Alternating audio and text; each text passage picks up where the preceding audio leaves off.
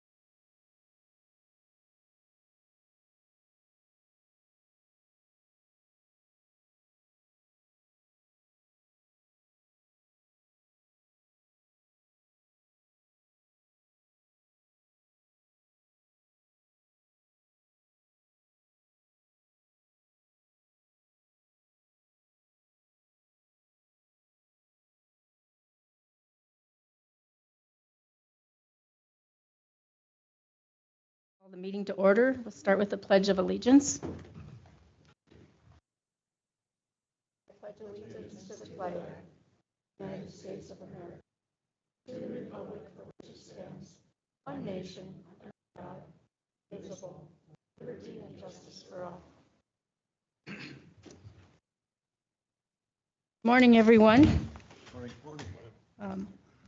First off, we'll have the minutes of the previous special meeting and the last regular meeting to approve.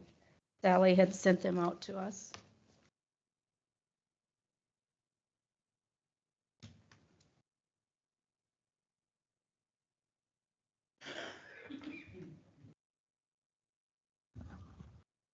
Motion to approve as presented. Is there a second? Second. Motion by Commissioner Olson, seconded by Commissioner Pelton to approve the previous meeting minutes. All in favor, say aye. Aye. Aye. Opposed, motion carries. Did we get a copy of the special minutes? We did? I never got that. Next, approval of the agenda. Commissioner Heiser, do you have anything to add? No. No. Commissioner Olson? Commissioner Pelton? Yeah, Pardon? a road assistant.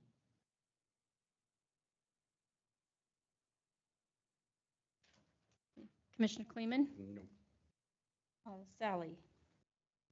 The signing of the Dvorak deed and distributing the funds and a new weed department pickup. Is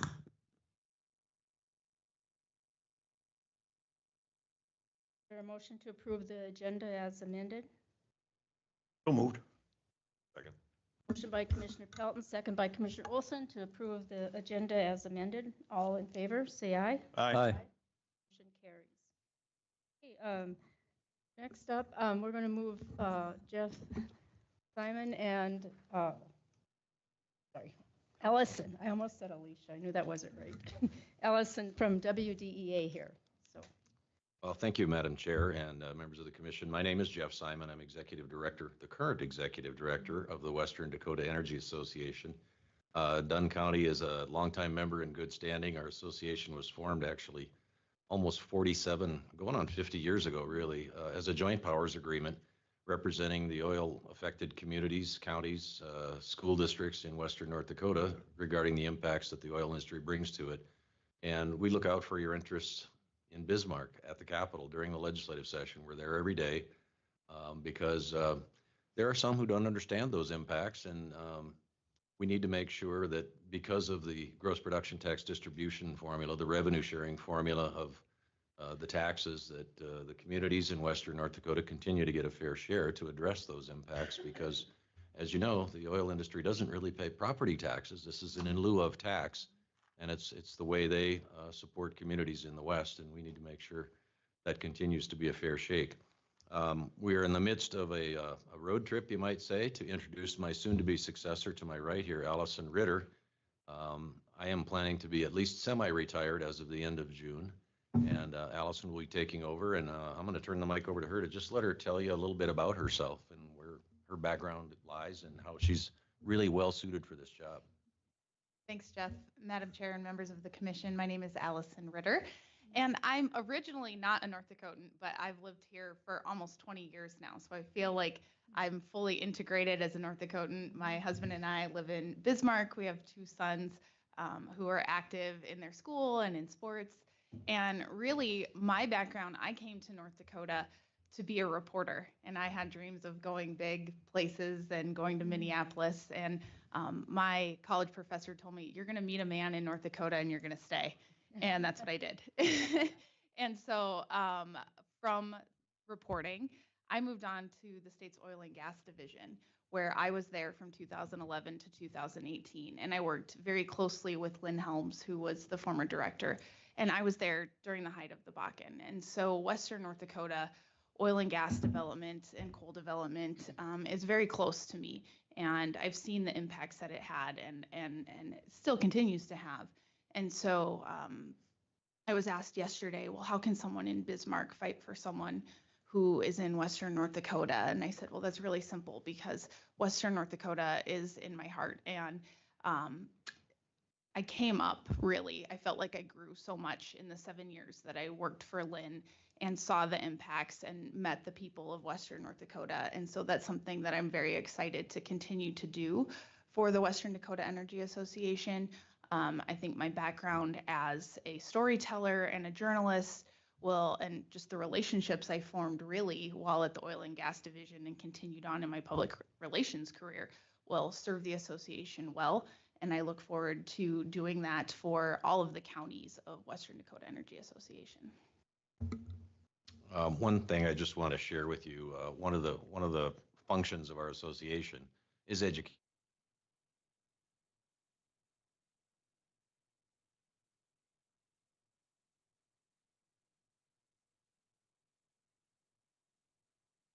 It's a study or report, if you will, of where oil and gas tax revenues are spent in North Dakota.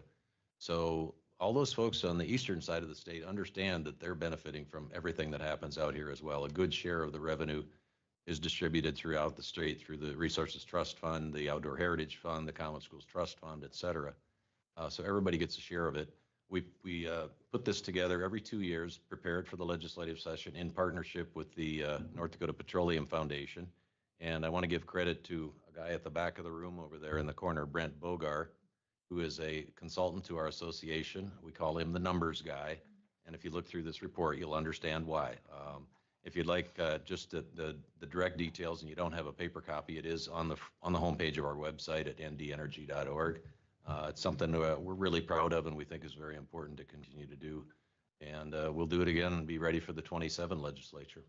So that's just a quick overview of who we are, what we do, and if you have questions, we'll answer them. But in the meantime, we're planning to continue our whirlwind tour so that Allison gets to meet many of our members. Well, thank you very much for being here and welcome. Thank you for having us. Thanks. Yep, thanks. Thank you. Thanks, Chris. Okay, road department. Carl? Good morning. Morning. Excuse me. Just a few updates for you today. I have one pay estimate. And on the 100th Avenue Northwest project, of course, that project was bid in March, with Bronco Brothers as the low bid contractor. They have finished the grading and aggregate placing for the project. The remaining work to take place is just the final seeding and erosion control. They did get some of the seeding down prior to the rain events, but we'll have to go through and potentially have some reseeding with a little bit of erosion in the ditch bottoms, as well as some punch list items for the project. So just kind of waiting until things dry up out there to fully assess that and get the rest of that remaining work done. So that could be a couple weeks before then. But I do have a pay estimate that I would recommend. Pay estimate number 3 in the amount of $244,553.54 to Bronco Brothers. And that is for all the work up to this date without that, or those erosion control items. And we also did reduce retainage a little bit for them as well, so. Madam Chairman, I move that we pay estimate number 3 on 100th Avenue Northwest in the amount of $244,533.54 to Bronco Brothers. Second. Okay, motion by Commissioner Pelton, second by Commissioner Kleeman to pay Bronco Brothers pay estimate number 3. Any further discussion? If not, roll call vote. Commissioner Heiser, Yes. Commissioner Olson, Yes. Commissioner Pelton, Yes. Commissioner Kleeman, Yes. Commissioner Dolzall. Yes. Motion carries.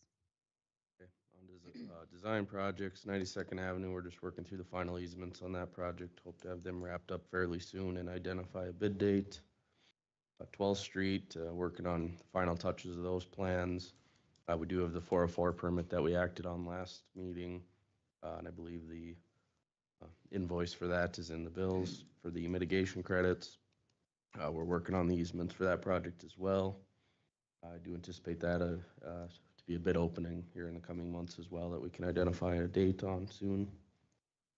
16th Street from 91st to 94th, we're still just kind of working through the cultural issues on that project.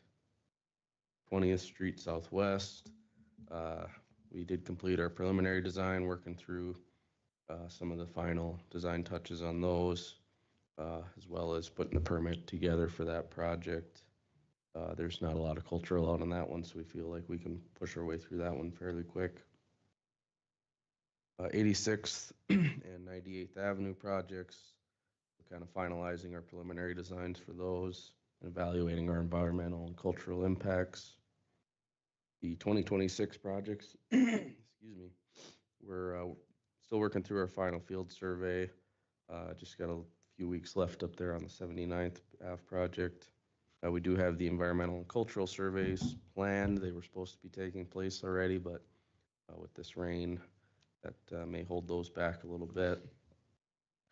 On the 16th Street project from 94th Ave to 98th Ave specifically, Superintendent Schwarzenberger and the road portfolio commissioners and I did meet with landowners last week along that project to discuss the project, and the discussion determined that it would probably be best to abandon that project as there's not a lot of support for it. In lieu of that, the landowners were suggesting that 14th Street, just a couple miles north of there, from 94th Avenue to approximately 98th or 99th Avenue, would be a better project to do because it does need some work. And they stated that there would be some support there from the other landowners, they felt.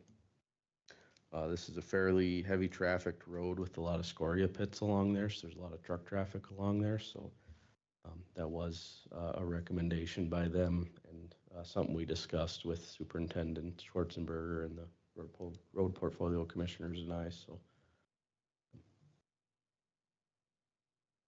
as an option for an additional project if the board would prefer. I think, we took a look at that project that we canceled with where it was going in the massive box culvert we had to put in, and the flood issues. It just doesn't make sense, and it doesn't make a lot of sense. So if we need, I recommend that we have Carl move forward on this project and abandon the other one, because this makes more sense to do that. I'll second that. Motion, excuse me, motion by Commissioner Heiser, second by Commissioner Pelton to abandon the 16th Street and move forward with the 14th Street. And it's from 94th? To approximately, we'd figured 98th or 99th Avenue, quite identified where the best ending point did one. So basically adding that as a project. Any further discussion? Not, all in favor, say aye. Aye. Aye. Motion carries. That's all I have. Thank you. Thank you, Carl. Thanks, Carl.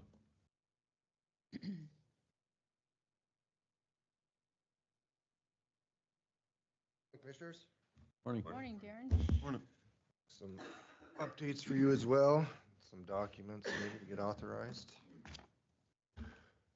So starting with our 2024 projects, so our current construction project on 14th Street Southwest, that's Schwartz's project. They have begun working on that project and they're battling the weather. They've begun the topsoil stripping activities and installation of the box culvert. They are not working here the last couple of days due to all the rain. But we do have a pay request for them already. Pay request number 1 in the amount of $205,259.61. We're recommending payment on that for Schwartz. Make a motion to approve the pay estimate, $205,259.61 to Schwartz Construction. Second. Motion by Commissioner Heiser, seconded by Commissioner Pelton to approve pay estimate number 1 to Schwartz on the 14th Street Southwest project. Call vote. Commissioner Heiser, Yes. Commissioner Olson, Yes. Commissioner Pelton, Yes. Commissioner Kleeman, Yes. Commissioner Dalzell. Yes. Motion carries. Very good. And Madam Chairman, I have the pay request. We have break. Moving along, so 119th Avenue Southwest, we conducted the pre-con on May 12th at 10 a.m. at the Dunn County Road Department building. CSI is shooting for a mid-August start date, but they'll lock in more as the time progresses here. Sometime early to mid-August is what we're anticipating. In the meantime, we're working with the utilities and their associated relocations on this project. Madam Chairman, I think I'll let you know a little bit about that too. So, any questions on 119th? Very good. Next project is 99th. We're waiting on the Corps. Again, if you recall, this is the highly cultural sensitive area there. We're hoping to hear back prior to the next commission meeting. We're calling them and having Beaver Creek contact them as well, but we still haven't got a response yet. The next item that we have is Manning. So we conducted a meeting with Manning Waterworks and the Southwest Water Authority regarding their agreement and the plan set for the water infrastructure improvements. That was done on May 9th, which is a Friday. Everything appears to be in order for Southwest to move forward, which is good news. We have a public information meeting scheduled on June 3rd this year at the Manning Courthouse, and that's at 6 p.m. Mountain Time. I don't know if anybody has any comments on that. Holly gave me there was a little concern about if we had adequate public notice on that, but I think she cleared it with the state's attorney and we're good on it. And Joanne sent out, I have a copy of a couple Fridays ago, so we should be good on that. Again, so that will be June 3rd at 6 p.m. Mountain Time. New Raddick I have just as a placeholder. I don't think anything's been moving on that. For 3rd Street Northwest, we're waiting for our core permit. We had the mitigation signed, the mitigation credits approved at the last commission meeting, so that's all submitted. We're compiling easement documents for that, and we'll begin to look for collecting easements on that. We're working with utilities as well. We've cleared Continental Resources, their water gathering line. We've been trying to get a hold of Kinder Morgan. We still have not heard back regarding their pipeline. We don't anticipate a conflict with that, but we'll keep riding on them.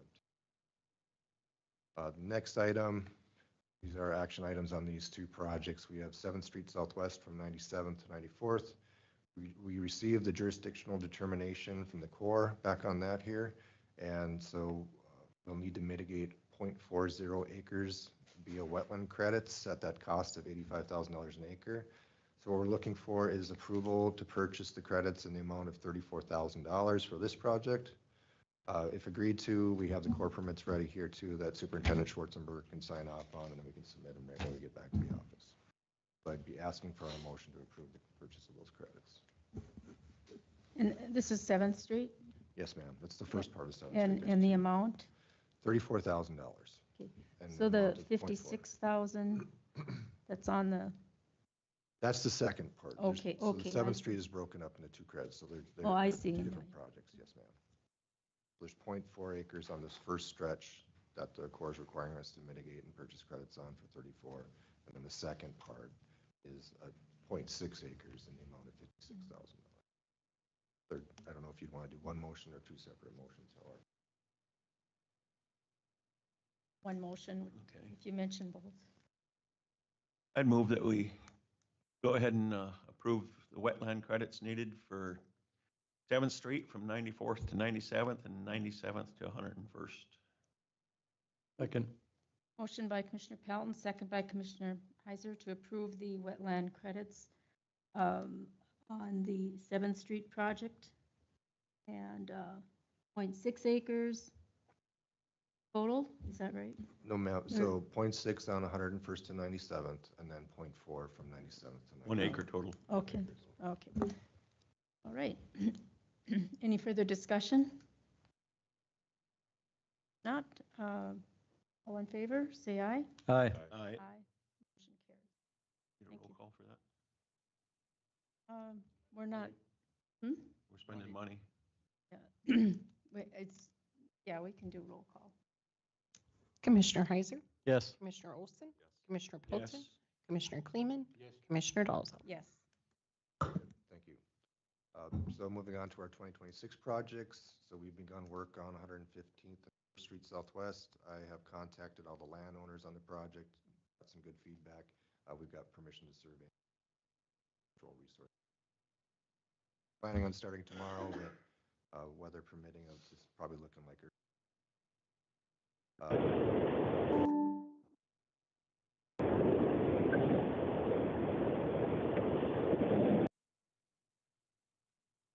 okay, so two other projects, Superintendent Schwarzenberger, Commissioner Heiser, a gentleman from my office, Mark, who you know. We drove these projects and looked at them. Pretty tricky projects, but I believe the desires to move forward, and from the instruction that I had received, is the next step is to contact the landowners out there and just make sure we got buy-in on that. Maybe we can take some design concerns. Is that correct, Commissioner? I think that Commissioner Pell and I and Terry, we should drive this because, this is a multi-million-dollar project. I think we should maybe identify some of the snow issues we have. I'm just kind of have a little bit of heartburn about doing some of these projects with, I think a snow trap is one thing, but the design of the whole road coming down through them hills and winding up and around, it's be a very, very expensive project. So I think before we proceed ahead, I think Commissioner Pelt and I and Schwarzenberger should take a hard look at these projects. Absolutely. Yep. So we'll wait for your direction then. We Thank haven't you. done anything on those. And that goes for Rodeo West or Rodeo Road West as well. But again, know what you guys want. Happy to accommodate. And with that, that will be all that I have, other than the signing of a couple 404 permits by Superintendent Schwarzenberger. Thank you very much. Thank you, Darren. Sure. Thank you. James?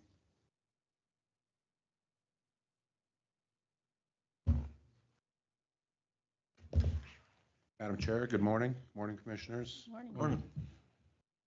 27th Street, still we'll have to keep you guys updated. Haven't heard much from Schwartz, but they've got their hands full with the weather, so we'll keep the commission updated as far as the start date and pre-con.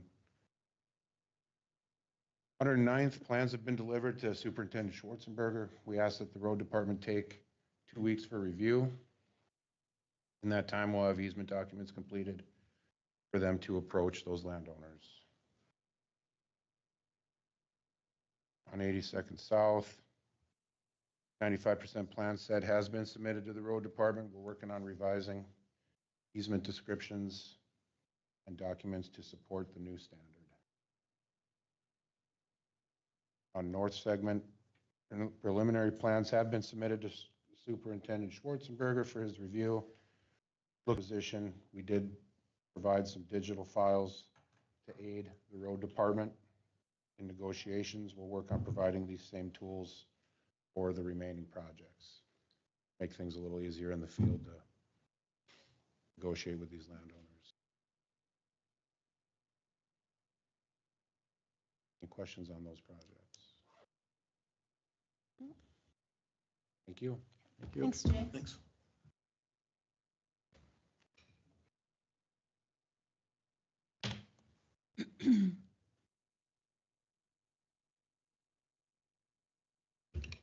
Morning, Commissioners. Morning. Morning. Got a few updates, but I think they'll be generally pretty brief. Starting with the 97th Avenue, from 11th Street to 8th Street, we have the bid opening today, 10 o'clock, so we'll see the numbers here fairly soon. Next project on the list, 3T Avenue over by what will be the Cowboy Station. Tentatively, we have a June 18th bid opening date for that. We got a couple things we need to finish up, including the approval of the DOT approach permit. So if that comes in the next few days, tentatively, we're looking at June 18th bid opening for that project.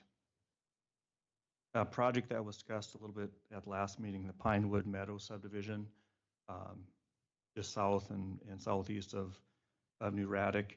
We had a meeting on Monday night with Commissioner Heiser, Superintendent Schwarzenberger, myself, and maybe 8 to 10, 12 other residents out there. And my impression, everyone was pretty supportive of the project. Didn't hear a whole lot of pushback. So I left the meeting thinking it was a go, and they were supportive of it. We've already collected some of the easements. We'll just need a temporary easement from all the residents out there, but I haven't heard of any complaints since that meeting. And I guess Al, if you want to make any comments, but I thought it was well received. I think the residents are looking forward to getting that paved. There were some questions, but after we addressed them, everybody was pretty much on board, really excited about it. So right now we have that bid opening scheduled for July for that project. Next project, the 10th Street, 113th Avenue and 7th Street. Waiting on one easement. I guess one easement, two easements we're waiting for actually. One thing I forgot to mention at the last meeting is McKinsey Electric owns I don't know, a 4-acre parcel or 5-acre parcel. We've sent the easements to them. They have no issue, but they only meet, the board only meets once a month. So we probably won't get that easement until June sometime. I don't think there's any issue of getting the easement. It's just, we got to wait for the board to meet in June. But other than that, we're pretty much ready to go. Remaining easement or two, and then we'll be ready to go to bid on that project. 114th, continuation of last year's project. I believe if the weather holds, we're meeting with landowner tomorrow to hopefully approve the alignment and the easement documents at that point on that project. We have other ones to meet with also, or meet again, I should say, but I don't think there's going to be any issue. We just need to find a time to meet with those landowners. 104th Avenue, not a whole lot of change on that project. That project from 30th up to 28th Street, we're still trying to get in contact with one landowner to secure that easement. Some of the other projects we're working on, construction-wise, 119th and 22nd, not a whole lot has changed on that project. We had a pre-construction meeting a couple weeks ago. They're looking at starting probably in July sometime. So we're coordinating with utilities and doing some pre-construction work, but no field work is started on that project. I do have a pay estimate for you to consider on the 105th Avenue project. That's from 25th Street to 19th Street. Bronco Brothers started a couple weeks ago. We are recommending pay estimate number 1. The amount is $134,245.95, which includes most of the first mile has been graded out. I think they might have one pipe in. I don't think they have much in, but it's mostly grading the first mile, which we'd recommend payment to Bronco Brothers for that project. Madam Chairman, I'd recommend payment on 105th Avenue, 19th to 25th Street project. Payment number 1 in the amount of $134,245.95 to Bronco Brothers. Second. Motion by Commissioner Pelton, seconded by Commissioner Heiser to pay estimate number 1 to Bronco Brothers. Any further discussion? Roll call vote. Commissioner Heiser? Yes. Commissioner Olson? Yes. Commissioner Yes. Pelton? Commissioner Kleeman? Commissioner Dalzell? Yes. Motion carries. The last minor update is on that Dunn Center paving from 98th Avenue to 4th Street. If you remember, the bids were open last meeting. Bechtel Paving was low bidder. We've kind of asked what their approximate schedule is. They don't really know for sure, but they were thinking maybe July or August. I don't think it's a priority for them at this point, but they were thinking probably midsummer or later. So that was it for my updates. Stand for any questions. If not, I'll be back at 10 for the bid opening. Thank you, Jeremy. Okay. Thank you.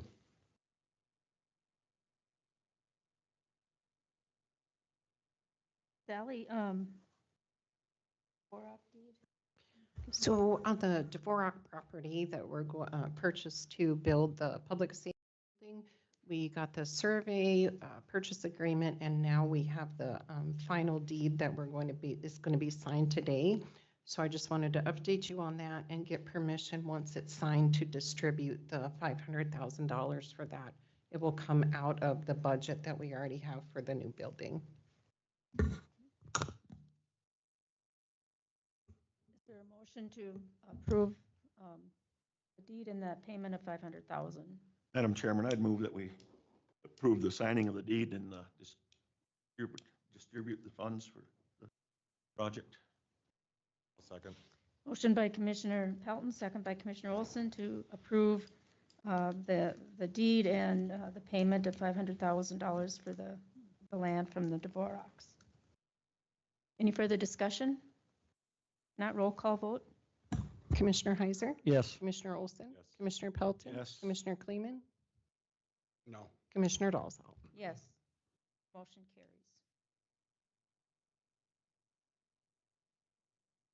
And then you have,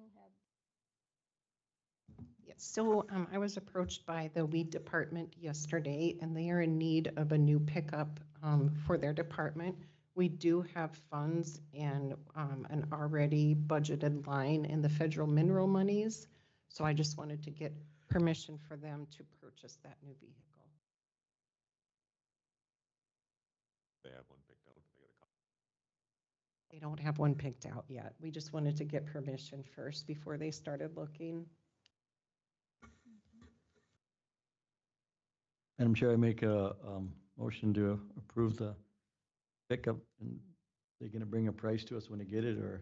Sure. Okay. Second. motion by Commissioner Heiser, second by Commissioner Pelton to approve the purchase of a pickup for the weed department. Any discussion? If not, we don't have a dollar amount right now, so all in favor, say aye. Aye. Aye. Aye, motion carries. Thanks, Sally. Letter of support for the 70th. Oh, I think Terry came too. Madam Chair, you want to let Terry come Yeah, up with her yeah. own stuff? Yeah, Terry, why don't we, I'm sorry. I'm just trying to get things done here. Don't mean to skip over you. Morning. Good morning. Morning, Terry.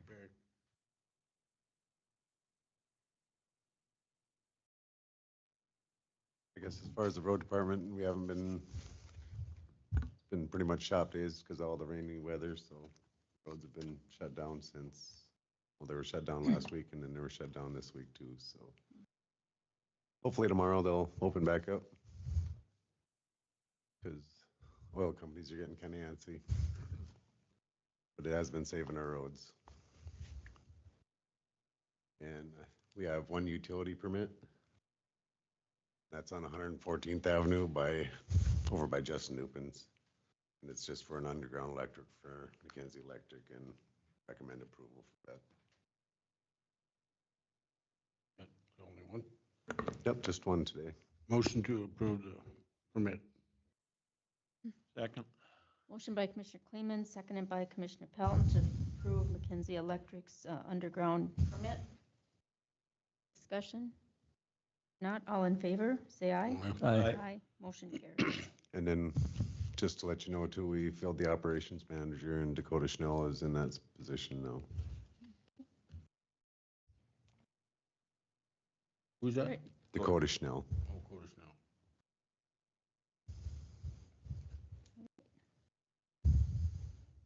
Just to comment a little more on that there, I think Terry and his staff are doing a great job, and I think they're going to continue to move forward, and I'm really proud of the compliments they've made. We've gotten a lot of compliments from the people in the community of, you know, getting around and getting some things done. And I think the guys are going to have their hands full blading roads here for a while, but that's going to still pay dividends. So, but appreciate your guys' hard work. Thank you. Thank you, Terry. Anything Anything else? Still bid opening? Terry, have you found a fencing crew to do that 2 miles of fence yet? For, Bases, the base fence? yes, we had one lined up for the middle of June. Rocky Butte was supposed to do it, but I guess we're kind of told to hold off on it for now. Why? I mean, Well, it's what we discussed. It's on hold until we hear back from the litigation. there's a motion on that we do the 2 miles of fence. The one- It's in litigation now, and that's up. So It- right I now, still think we until- gotta do the fence. I don't know. Well, we'll have to. My only question is, where does the motion stand? Right now, it's on hold. Yeah, as far as I'm concerned, the motion, when we made the motion on Browns on the road back there, the only way you could change that motion is to make another motion to change it. And right Yeah. now, that motion is still We- to do the we 2 were- miles of fence. I don't, We had a motion to not discuss this until I- we hear I from the know, attorney. but- So that's where it stands. but we got a motion to do 2 miles Mm-hmm. of fence, and that needs to be done. And otherwise, you go ahead and make another motion not to do it. I don't know how the rest of the board feels, but We'll need to talk with the state's attorney. Um, So, all right. That's where it was left, so. well, I think that the commission's got say-so on this, so it's up to the commission. If you guys don't want to do anything about it, that's fine. But I say we do the fence like the motion says, or change the motion. Did you have anything else, Terry? No, Thank you.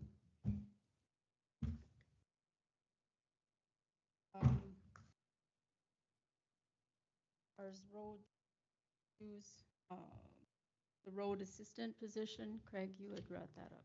Okay, our road assistant is on a salary right now.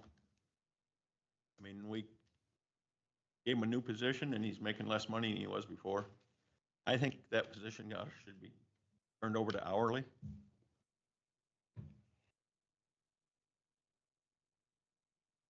I would agree the same.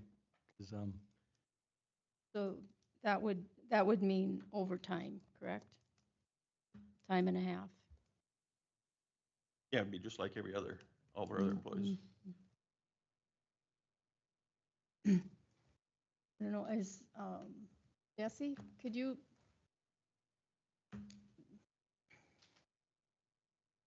I know we have a lot of employees that work a lot of hours that are exempt, so I guess Morning. that's my concern.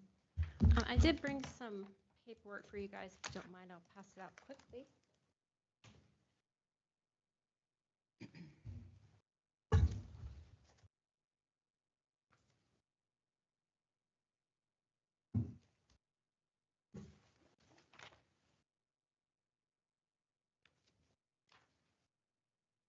So the papers that I handed out to you are a fact sheet from the United States Department of Labor.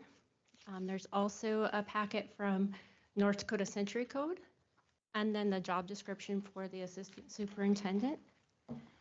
I would like to call your attention to first the U.S. Department of Wage and Hour.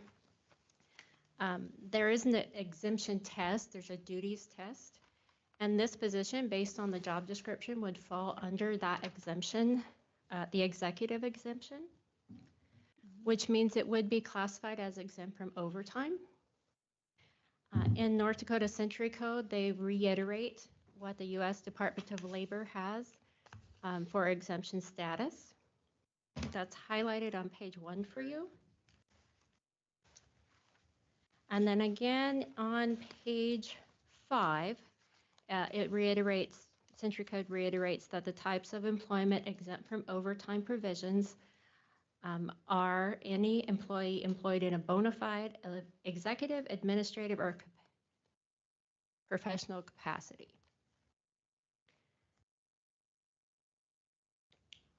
On page 1 of Century Code, what I highlighted for you are the duties tests that a position must meet.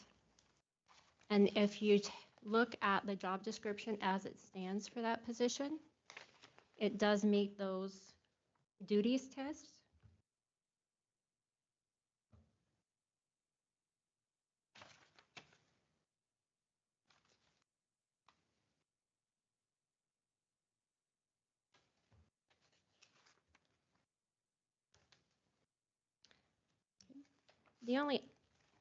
Was there any questions about those documents?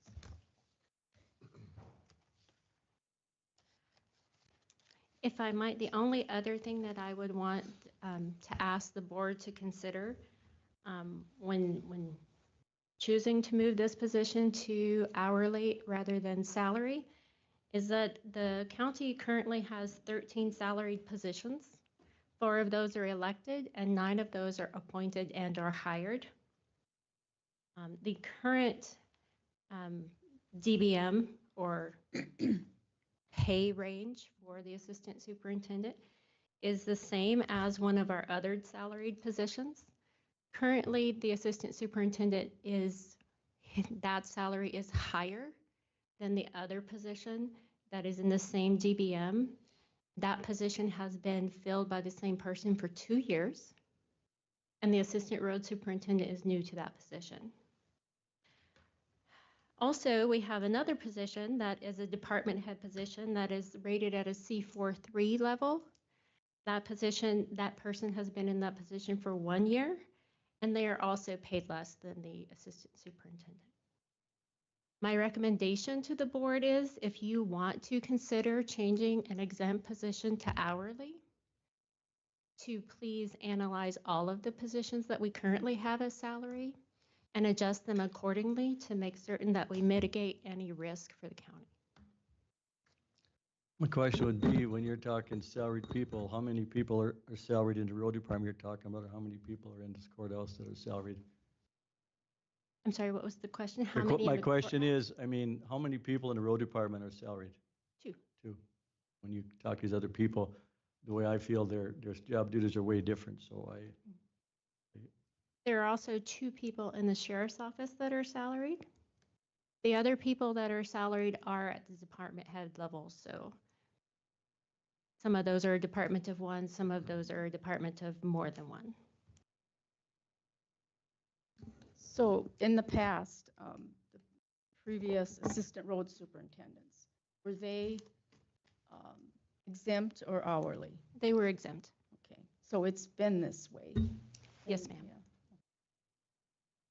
To be clear, the board does have the right to change that. I would highly recommend that you evaluate all of your salary positions in order to mitigate risk prior to changing any.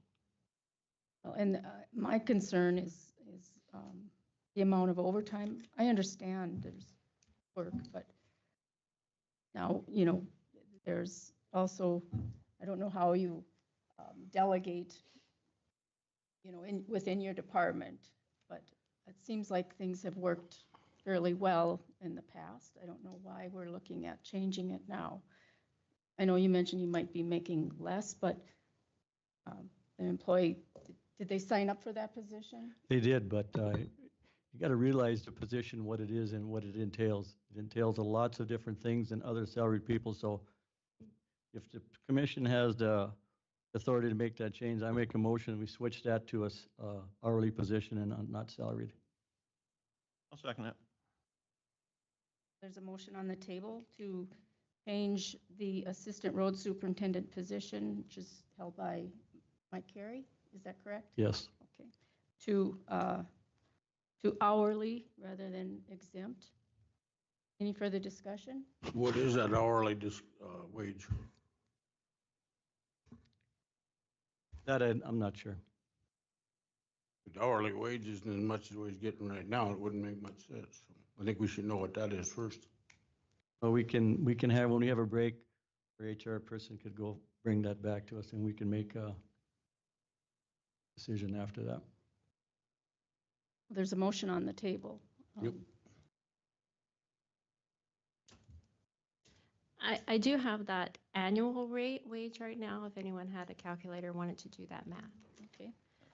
It is $92,497.60. And that would be divided by 2,080 hours per year. Can't find my calculator. But I mean, he's getting called out on weekends. I mean, he's getting phone calls to go to work after hours and stuff, so. So, but at that rate, at time and a half, or would probably put him over what the road superintendent makes. I mean, with being paid time and a half for overtime. And I think it's a relatively new with our restructure and everything right now. If you'd actually average it out over the course of a year, I mean, we're looking at the last month where he just got put in this position. Now average it out for the year, there's gonna be slow times in the winter time or whatever, spring and fall, and there's not a whole lot going on. I think it would average out if you leave him on salary to. I don't Over the think course of there's the gonna year. be many pay periods where he's gonna be close to 40 hours. In the winter time, if we don't get no snow, he's gonna be still sticking over 40 hours. He'll be probably over. Why is this so different than the way it's been with I can tell you, with previous? part of it is, when these employees get to work now, they're out of the shop by 6:15. Before, on the other ones, they were out of the shop by 7:30. So I mean, we're getting more work out of the other employees too. Mhm. Because when they get to work, they know what they're gonna do. Their day is planned already. I think, yeah, that's probably another issue. So, what did we come up with?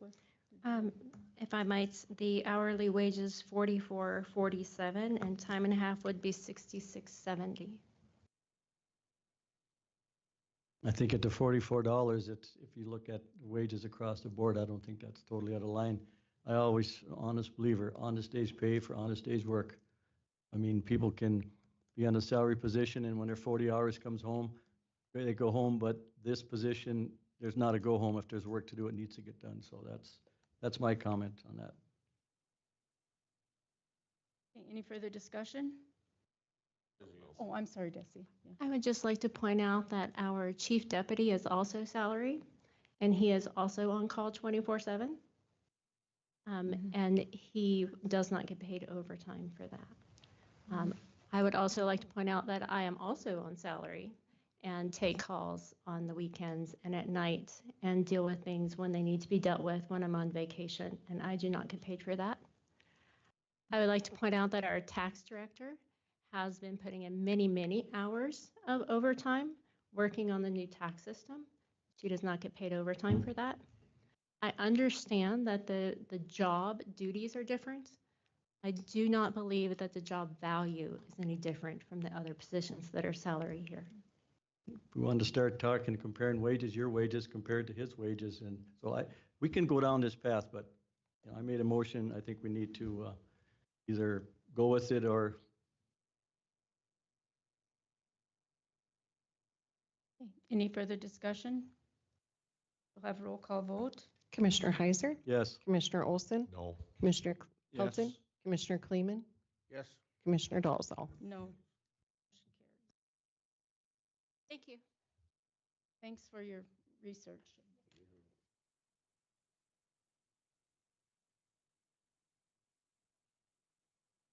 Why don't we take a 10-minute break before we have our bid opening?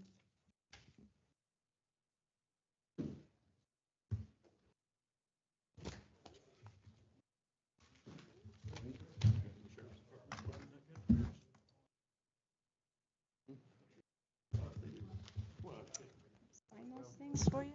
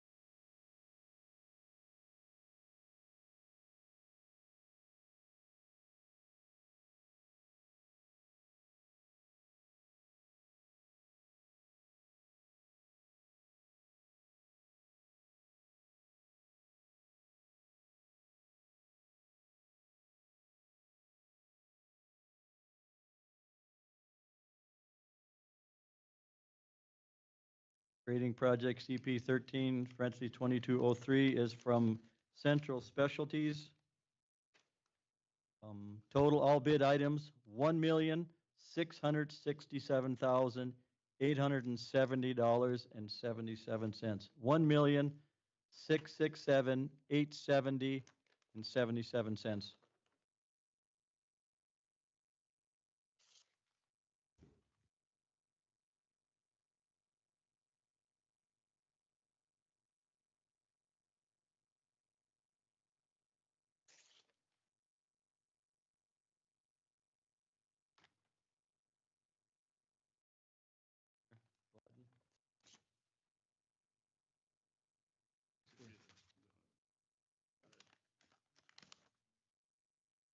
Okay.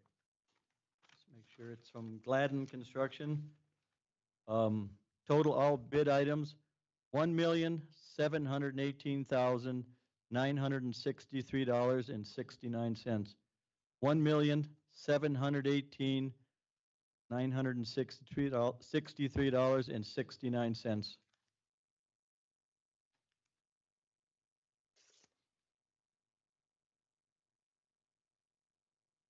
Our next bid is from Halibichuk Construction. Total of all bid items, $2,134,520.18. $2,134,520.18.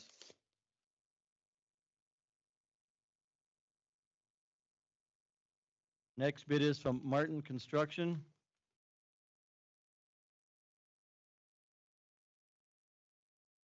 Total of all bid items, $1,692,998.16.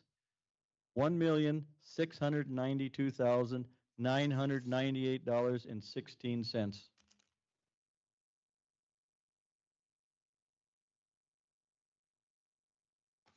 Our next bid is from Edward H. Schwartz Construction.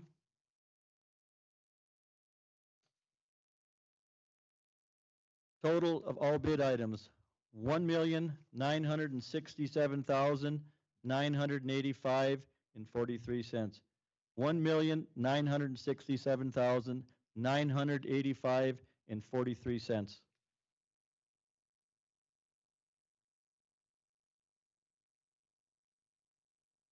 Next bid is from Jensen Brothers Construction.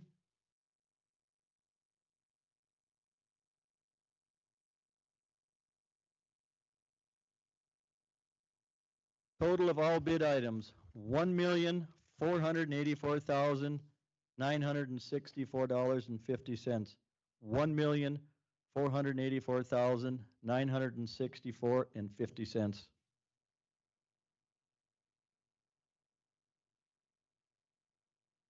Our next bid is from Bronco Brothers Incorporated.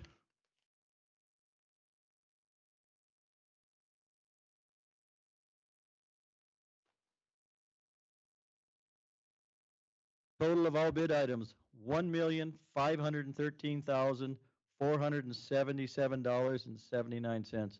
$1,513,477.79.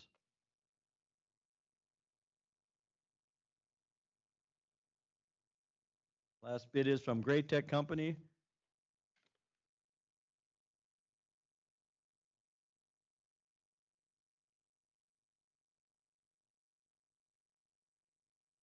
Total $1,759,379.20.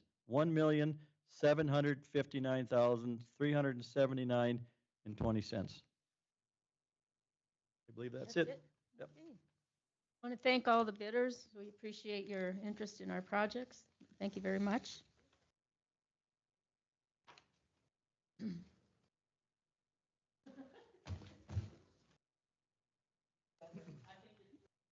Thanks, Jeremy.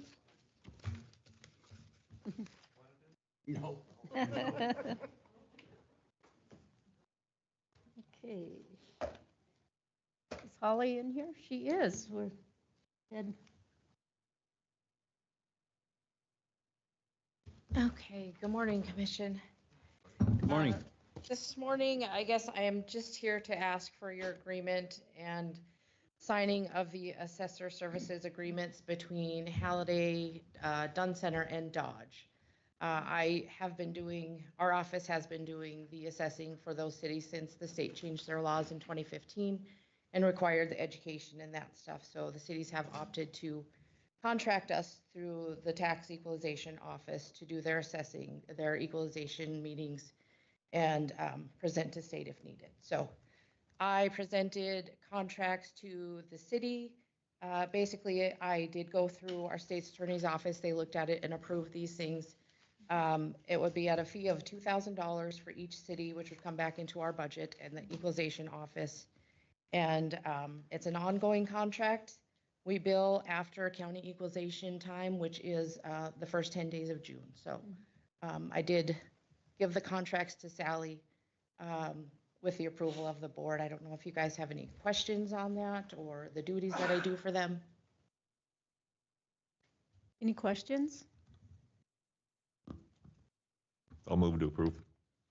Is there a second? Second.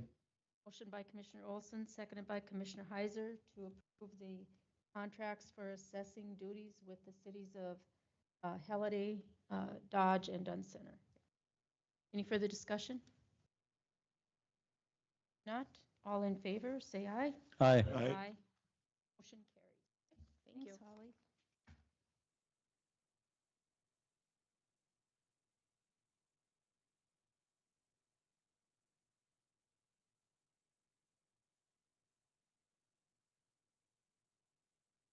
So Ryan is on at 11:30, but if you guys are okay with moving him up, sure. No, we're running a little bit again, so. Well, good morning. Good to see you. It rained, so I'm back. Yep.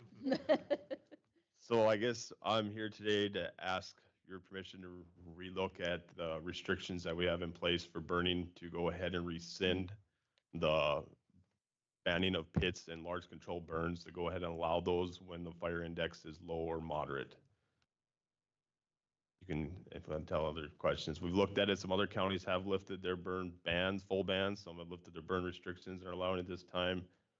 Right now, the next month looks pretty well for us as far as we have this moisture, and hopefully that brings moisture for June, but trends seem to, at this point in time, don't look so good for the end of summer yet, but right now things look okay. So we've been doing some research and looking at things. So I guess I've talked to Stark County too, some of their chiefs, and they are okay with it happening. The fire chief still kind of has the authority to say no, no matter what it is. And that if people are going to do these, if you would allow them, that they should be called in ahead of time. So we're not driving out there getting our trucks muddy right now, because it's clean. Hopefully it stays muddy. I Think- know I Go ahead. was just gonna say, I've had 2 calls about burning pits, and until we, as a board, make a decision, that's really not allowed, so. I likewise got 2 calls this weekend, and I says, it's, motion been made, so it's until, I guess you guys got a good handle on when we should or shouldn't, so. Yep, and as long as people understand, it's as long as you still, if you voluntarily light something, you are responsible. So if that pit takes off in August and causes damage, you're still liable. Yeah, that's one thing I got against these pits. They can burn for a long time, so I'm not really so in favor of burning them in the summer right now. I tend to agree, because I think you can probably test it, Ryan. A lot of these fires were from pits that were lit in the wintertime, and the wind hits them just right, and it's kindling, and out it comes, but Yes, so that was part of the thing too, is like the open discussion, so everybody understands too, that yes, you are still responsible. Things can smolder forever. Like I talked to somebody else too on the National Weather Service side of thing, we may have gotten this much rain, but our soil deficit of moisture. So when the updated drought monitor does come out tomorrow, don't be surprised if it doesn't change a whole lot. There should be, maybe, hopefully our shade lightens up a little bit, but don't look at it as a big drought buster just because we're so deficit behind the moisture. But like Craig's point, what you brought to smoldering, I would prefer if they would light the pits in the fall and winter time, but communication being brought out here and they have to monitor it. There's some guys would be okay with, because I know they're going to take care of it. Others aren't going to, but I guess that's all year round, so to speak, too. But as we hit into this time of the year, things are a little different than winter time. Yeah. And one thing we have going for us now is there's more green grass and, you know, the pit that caught fire and or started up in February. The one that right? somebody lit one in February, yes, and Yeah. it has taken off a couple times Yeah. here so But- far, but But there was all the debris, dead stuff at that time, so. Right. I think, you know, right now, I mean, this could be for 2 weeks that we have it, you know, rescinded for 2 weeks. We can put it back on at any time. I just think our citizens need, you know, they're asking for the opportunity. You know, the only thing I see is if we absolutely don't have any burn pits. Like this last winter, we didn't have much snow cover at all, so that might not have been good either. Anyway. Any further discussion? I'm on the fence. Yeah, I'm not so in favor of pits right now.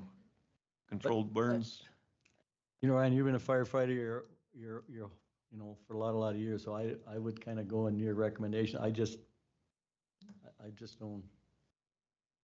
I guess, I think we'd be, you know, for the people, the people I've talked to, the two that called, they want to do it like today, you know, and I think the window right now is optimal for burning pits. Next month, maybe not, but we always have that option too. next month, them pits might be burning yet. Well, that'll be the case whenever there's burning pits. So are we going to just outlaw it or not approve it at all? I guess that would be I mean, maybe that's what we need to do. No burning of the pits ever, you know? You can do So- it in the wintertime when you have Well, snow. yeah, that happened. I guess as far as it goes, like Craig's point too, my other concern with this is thankfully we got moisture. How well is that stuff going to actually burn out right now if you do get something going and it's going to sit there for a while until it warms up or dries off enough? But there's some people that have piles that aren't that bad. So the concern is that the reason this is on because it takes one person not to do the right thing.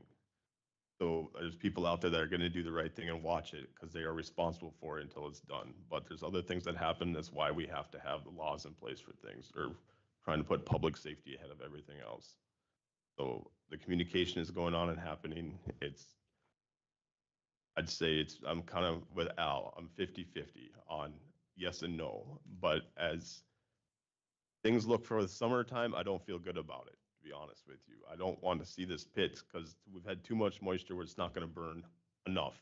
It's going to sit and smolder forever. And then 4th of July is going to come when I want to watch the rodeo and they're going to be out at a pit fire. So that's kind of my take on it, I guess. I mean, a week of sunshine and things will burn again. Well, we're always 3 days away from a drought, right? No matter how much rain we get. I mean, the county roads, I mean, everybody, you know, dust control was an issue. Now you guys are doing a really good job. Dust control is not a problem right now today, but next week it could be. Where are we currently at? We can't burn pits or. Right now, controlled burns. correct, no large controlled burns or pits. That includes like large tree piles and anything of that to nature, but that's where it sits. And like, I know talking to other chiefs too, you have the ultimate decision if they open it up to say yay or nay, but then it's directly on me and there's nothing written about it, but it's just to advise them. I can't, in fact, when you call in and tell me you're going to burn something, I can tell you that the conditions are okay and you have the right to. I'm not telling you to light it because then it's my liability too. That doesn't apply to pits. Right now, or I mean, if someone called you today, you would tell them, I'd tell them no, they cannot Yeah, because right. they were breaking what the resolution or what is put before us right now for this county as a could be fine. Class B misdemeanor and $1,500 fine and 30 days in jail possibly. And I can tell you that one time I used that, before there was a meeting a few years ago, there was some people that wanted to burn and I knew that we were coming up on the point to where we would probably be lifting things and it had rained and moisture and I told them to go ahead. Well, an attorney got a hold of me and said, I can charge you because you let them know that things are okay to do that because of how you felt. But because that resolution was written up in your county, you could also be charged that $1,500 fine and Class B misdemeanor because you were part of the chain that allowed that to happen.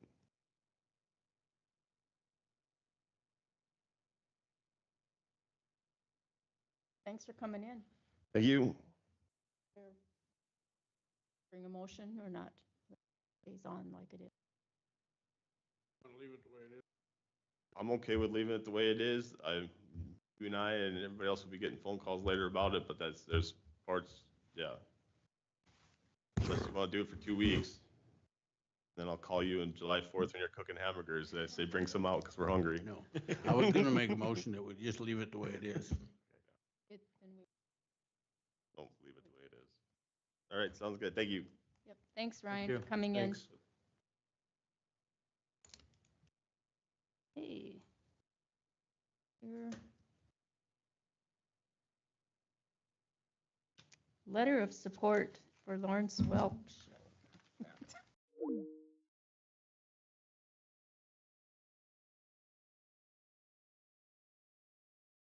What he's doing is he's trying to get support from as many people as he can to support and raise national awareness and celebrate the 70th anniversary debut of the Lawrence Welch Show and its contributions to music and television. So basically what he wants is a support letter. He's got one, I think, from 5 other counties so far.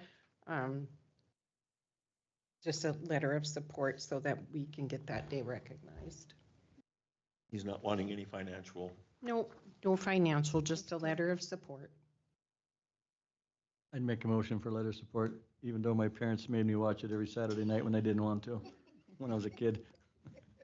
I'll second that. Okay, motion by Commissioner Heiser, second by Commissioner Pelton to sign a letter of support recognizing Lawrence Welk's 70th anniversary of that show. Any further discussion? If not, all in favor, say aye. Aye. Aye. Motion carries.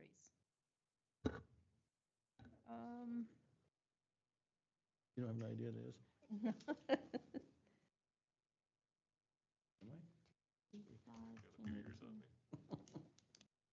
We don't have the road.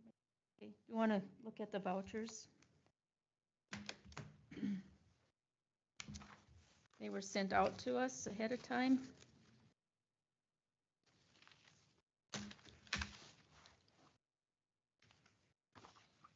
Sally, do you know why the park board was so high priced this, Not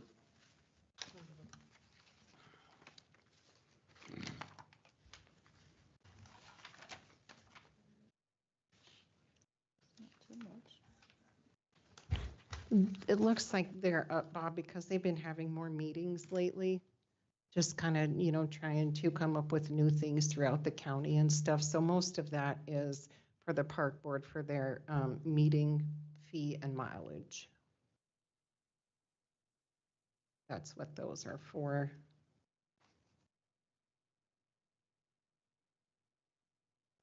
And then the electricity for Lake Ilo and Little Mo.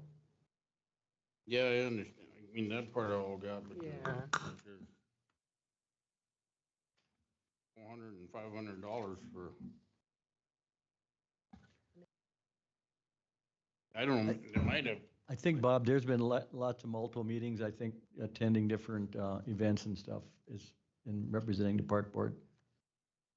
I know when we have the park board meeting, they fill out, to get the vouchers, but I don't see them when they come back, so.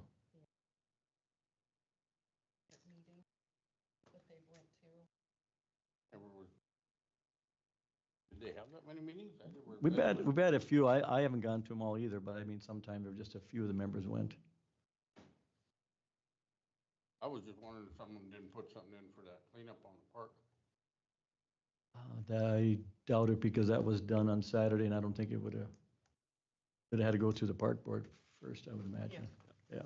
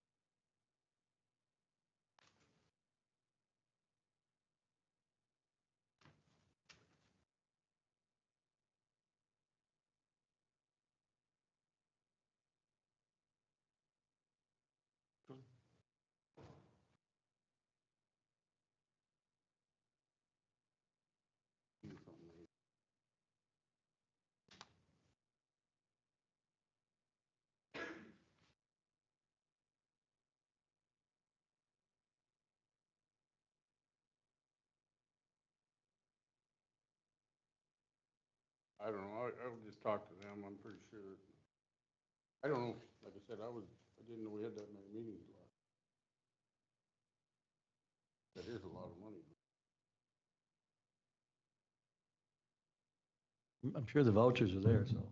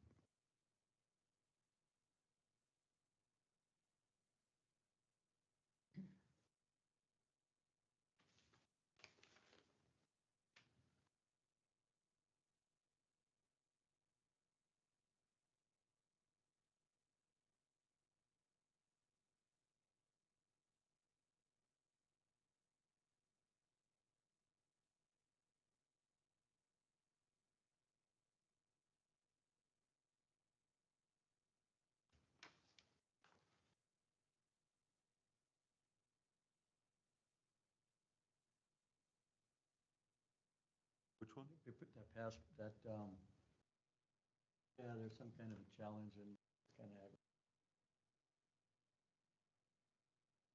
I can't remember what it was. That one under? Huh? It's under county park.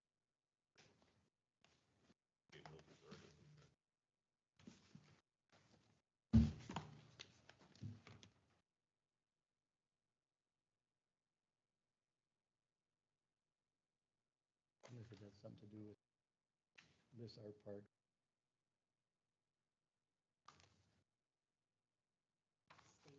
Yeah, yep, it advertises.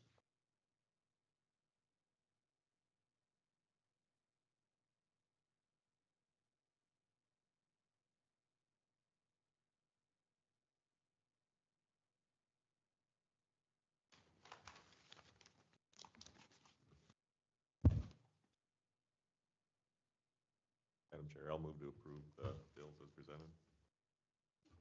Second. Motion by Commissioner Olson, seconded by Commissioner Heiser to approve the vouchers as presented. Any more discussion? Not, a roll call vote. Commissioner Heiser, Yes. Commissioner Olson, Yes. Commissioner Pelton. Yes. Commissioner Kleeman, Commissioner Dalzell. Yes.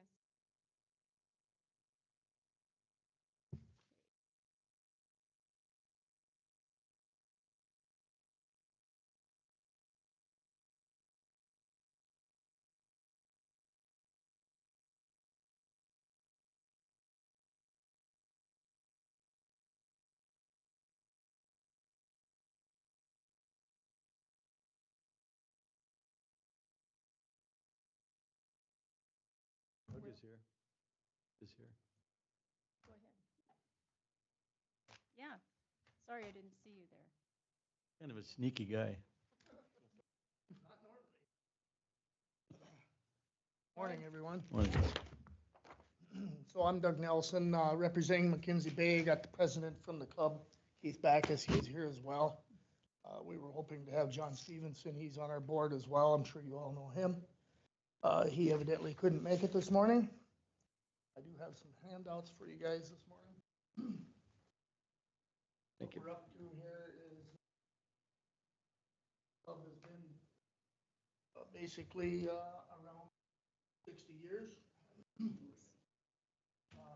We're in Mackenzie Bay recreation area, about 18. I think that probably most of you have been there throughout your lives.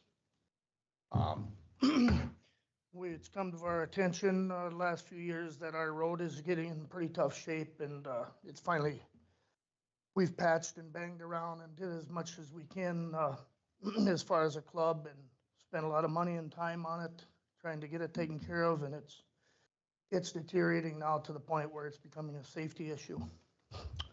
So we've decided to move forward and try and do something with it. So last fall, we did have a company come in and they did core samples in 10 areas on the road. And they've came up with a determination that we do need to definitely do some work, more so than just patching or giving a lift on the roadway. So I've given you all the paperwork, the maps, et cetera, as far as the engineering and cost of that. And then the final pamphlet you got there is the pamphlet the engineer proposed. They issued about 5 different things to do, and we decided on number 2, which is in that back pamphlet. I think it's page 4, I'm gonna say. And that's basically grinding the pavement off of the current road surface, stockpiling it, and then going in and finding any of the soft spots that are involved with it to secure the road bed, and then bring aggregate in, mix it with that crushed asphalt, and reuse that, and hoping for about a 12-inch barrier there to get rid of the water, so the road will hold up. They're hoping for 20 to 25 years because we don't really have a lot of big loads that come in there. Maybe a cement truck a couple times a year would be the heaviest loads we have on that road. There's signs all over saying no, absolutely no heavy traffic, oil field traffic, and we have a turnaround spot before the cattle guard there for them to turn around if they get in a bind with their GPSs. Would like to propose this thing to you guys and let you look it over. We're under the understanding we pay $50,000 a year for the lease on that property through the Corps of Engineers, and Sally says that we get the county gets about $27,000 of that annually through the PILT program, which is the payment in lieu of taxes, I guess. And so we just want to move forward here and try and get some funding going to get this thing back under control and get it safe again. And then after that road bed is done, put a 4-inch lift of fresh pavement on it, and hopefully that'll make it a good road for a long time outside of maybe a little chip sealing and something in the near future. I guess those are the main topics of conversation at the moment. All the money or the totals are in there that the surveyors are coming up with on that back pamphlet. Page 8, I think, was the kind of their guesstimated cost. I've submitted the paperwork to 3 paving companies. One is out of Minot, one is out of Cavalier, North Dakota, and one is out of Watford City. Now, the big thing this year is we have 2 paving companies in the area. We got Mayo Construction out of Cavalier. They're doing Highway 22 from the Lost Bridge to the Highway 73 roundabout. And so you get that equipment that close, that really cuts our cost as far as moving the equipment in to get this done. And then the other is Keller Paving out of Minot, and they're doing Highway 23 project from Mandaree west, I believe, probably to about Keene. I can't say that for sure, but I know they're up there, and I know they're looking for another project come fall. So we're hoping to secure some funds here so that we can move forward with the project, and hoping we can get you guys on board with it.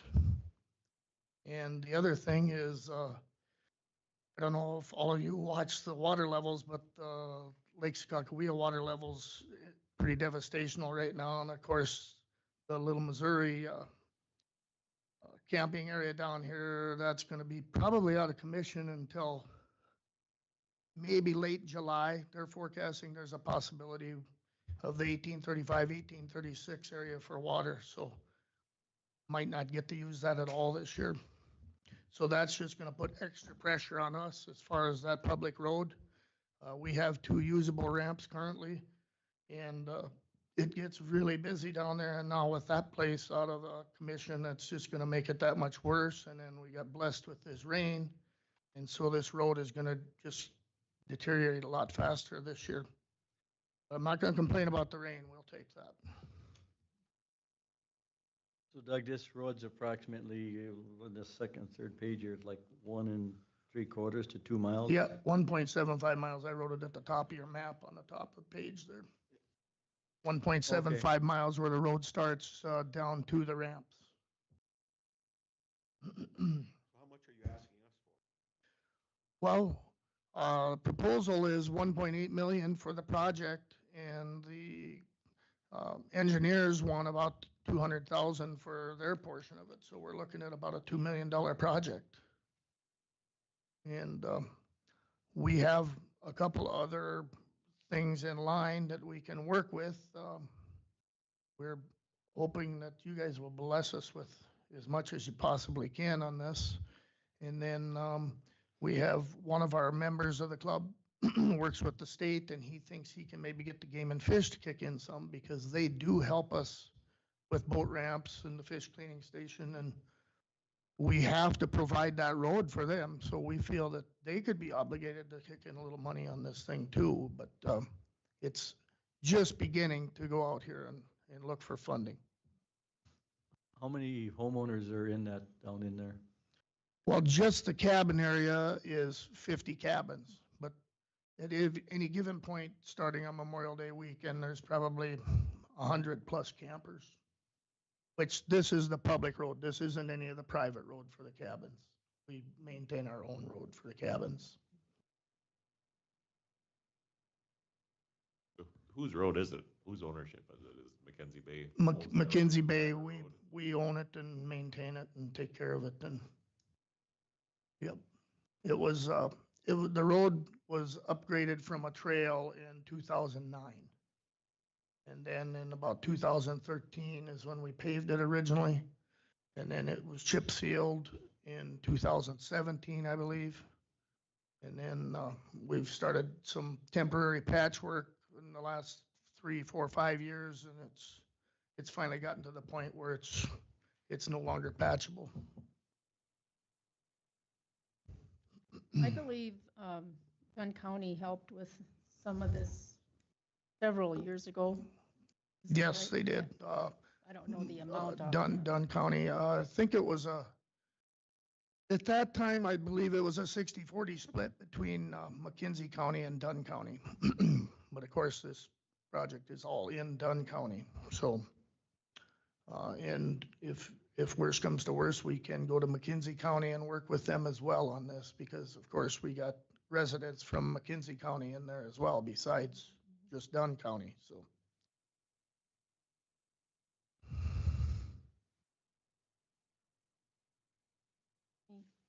Questions for Doug? Yes, I think, we can look at this, get a hold of you if there are further questions, and Yeah.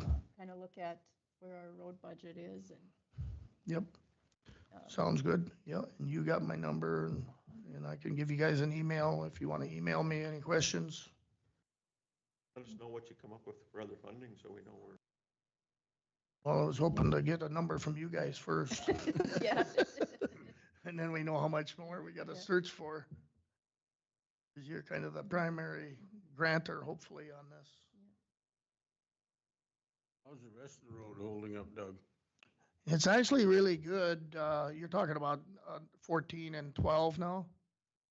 Yeah, they're actually pretty good. I would say that they were probably both due for a lift, but I don't know what the tribe has planned on that. I noticed 14 for sure is starting to get some of them little chuck holes, but I noticed that today coming out here, even Highway 22 is starting to get some little chuck holes in it. So I would think that they're going to go out there and patch it, but I don't know. Working with the BIA, sometimes they don't get really excited about getting some stuff done. The road that Jeremy's been working with over the years, where does that in correlation with this road? I'm just not sure. Different. 12. Way different? Okay, thank you. That's Skunk Bay. Okay. Oh, that's BIA 10. Oh, 10, not 12. Yeah. I know that road's really rough, but there's a lot of oil traffic on that road, so it's heavily Is traveled. there much oil traffic going down the Elmers?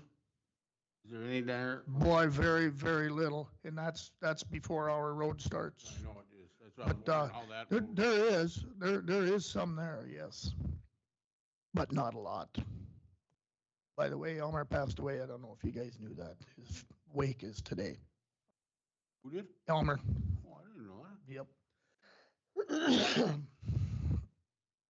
So this isn't any of the tribe land. Nope, It's that's all. core that's we- leased to. It's all core land, and then there's a little section that's not core land if you look at that map. But we actually traded some of that land to Elmer to get it all on our property so that we don't have to deal with Elmer at all. Yeah. Clarification. Sorry, yeah, we have an easement by any employees. Better than two. Annual was Annie. Step down to president. Project presidency. That will constantly wait.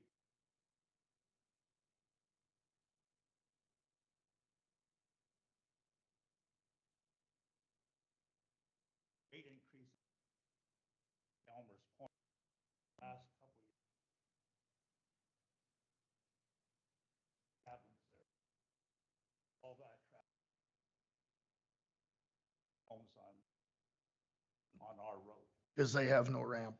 Yeah, they don't have a, water, shoreline use permit, or as we're subject to the Corps, obviously. Like Doug pointed out, just last year, we put $90,000 in our money. Patching and work on.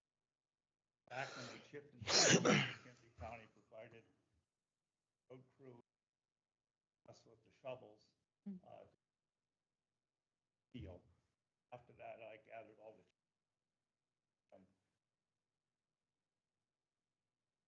So we have put a great deal of our own effort in.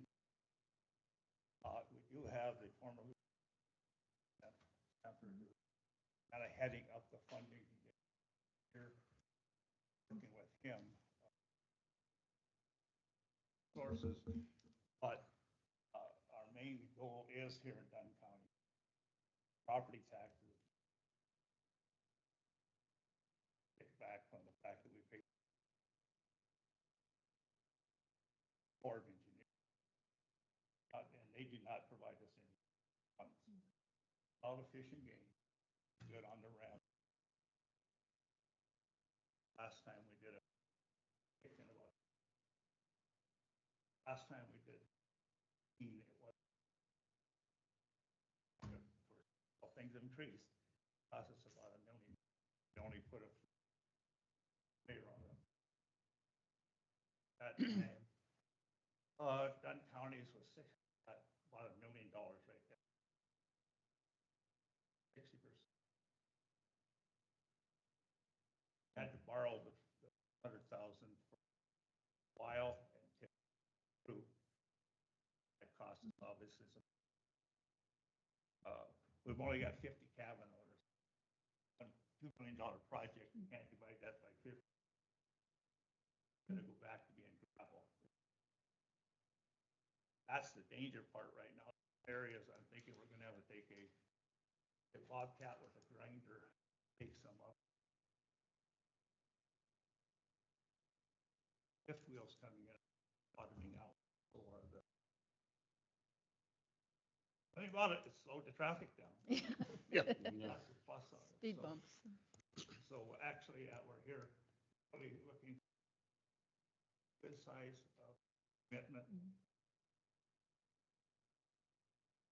I guess put out some feelers. I've also contacted a couple more engineering firm, which I just did again today with Department of West. I was down looking. Nice thing is, once we get also with the okay, of these alternatives, of these alternatives, which would you choose as the best? Because we're hearing some stuff about different fabrics and stuff to use. And I'm a retired physical therapist and oil field worker. So my knowledge on what fabrics to use is pretty limited, as the rest of us are. So we would like to meet like with you guys' road superintendent and say, you must have a lot more experience than we do. Which one of these alternatives would you think would be the best way to go? So we'd be kind of tapping that resource too. Do the cabins at Elmer's Point provide anything for you providing the road? No. And We have tried to elicit their help. There's one small colony that kind of wants to help out, but the rest, no, they just use our road and like I said, they're part of the public. We could potentially have a toll road to come in and out, but we don't want to get into that. So it's public, and that's why, like I said, the tribe was good because their people use it a lot, and that's why I said they were good about waiving the tariff fees, didn't give us any trouble. And I'm hoping they'll do that again if we get this project going. You know, I would think as Madam Chair, we could get with, and look at our budget, kind of see where we're at, get some numbers and probably Terry and maybe Craig and I could come run out and take a look at it, maybe get some ideas at Doug's number and Absolutely. We're kind of just, see where it's at and see what. Normally there on the weekends. yeah, and I'm there almost You got a all the cold beer? time. And I'm out almost all the time. So you said you had a One 25-year. one advantage over him is I'm retired. You said you had a 25-year lease from the tribe there, and how long is that lease good The one for the roadway is pretty much perpetual. Our lease from the Corps is 25, and we got 15 years of that to go. And we've always had, as you know, there's always been a struggle, but with when Governor Hoeven was there in charge, we've gotten pretty good terms, and they understand the recreation areas have been kicked out of that when they sent because of the Fort Berthold Mineral Restoration Act of 68, the land was supposed to revert back to the tribe. Well, it pretty much has, except recreation areas, because that was carved out in the last legislation. So we don't have to worry about losing the recreation areas anymore. Motion to table till next meeting or? I'd make a motion to table until we have a chance to get with Sally and maybe get out some hands-on look on, see what's there and maybe help make some recommendations and some ideas. Absolutely. Make sure we have one of your numbers so Terry and Craig and I can zip out there and take a look at it. Is there a second?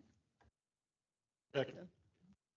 Motion by Commissioner Heiser, second by Commissioner Kleeman to table decision on the McKenzie Bay Road. So, all in favor? Say Aye. Aye. Aye. Motion carries. Thank you. When do you guys plan on starting this? When would you, this year, next year? Yesterday. Yesterday? Once we see some money, we're not going to go forward. We still have some other hoops to run through. We've got to get the Corps' permission again, you know how that is. Even though we have the easements, all that, they always, every time, we can't plant a tree without their permission. And that's the truth.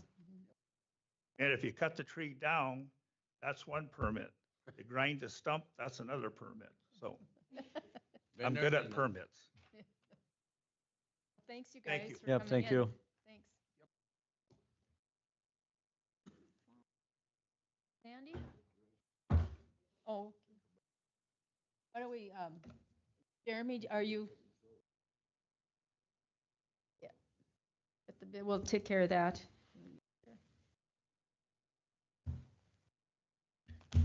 So, went through the bid tabulation, and there was no errors, so the as-read bid submitted by Jensen Brothers at $1,484,964.50 has been proved to be the low bid. I will say Jensen Brothers did a couple projects for the county last year. They didn't go entirely smoothly. They were late on a couple of their projects. They were assessed liquidated damages.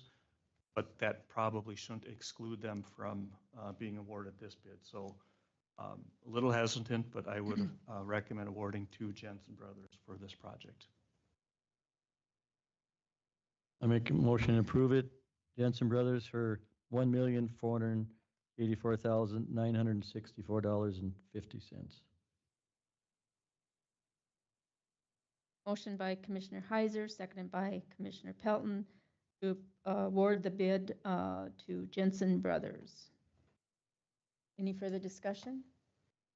So what happened last year with the Jensen Brothers? Well, I probably don't need to get into details, but I think there's maybe some manpower issues or lack of manpower.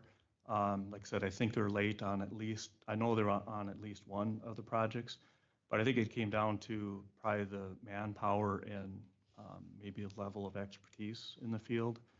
But at the end of the day, the projects got done. They were built to spec. They were just late, and they kind of paid the penalty for that. They had a bunch of guys quit them at one time. Right after the project started, they lost a bunch of guys. I guess one more comment, if there's any concern, there would be the contract bond or the bid bond in place. So if for some reason they can't perform work, we would have their bond in place, which is, a lot of insurance for the county. And the LDs are sure there too if they're not done in time. Yes, yep. So there's a motion to accept the bid of Jensen Brothers. Is there any further discussion? Not, all in favor, or do we do roll call on this? Not spending money. Oh, go ahead and do roll call vote. Commissioner Heiser? Yes. Commissioner Olson? Yes. Commissioner Pelton? Yes. Commissioner Kleeman? Yes. Commissioner Dalzell? Yes, the motion carries. Thanks, Jeremy. Sandy?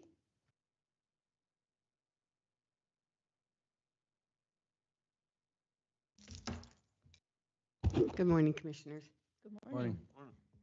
We had a planning and zoning hearing on May 13th, and we had 2 applications come through that need to be approved. One for a minor subdivision and then a water depot. And those were both approved by, or recommended for approval by the zoning. That is correct. Do we need a motion on each? No. No, you can do them together. Okay, I make a motion to approve the 2 public hearings held on, was it May 13th? Second it. Okay, motion by Commissioner Heiser, second by Commissioner Pelton to approve the zoning permits as recommended by the Planning and Zoning Board. Any further discussion? There was a lot of discussion at these meetings.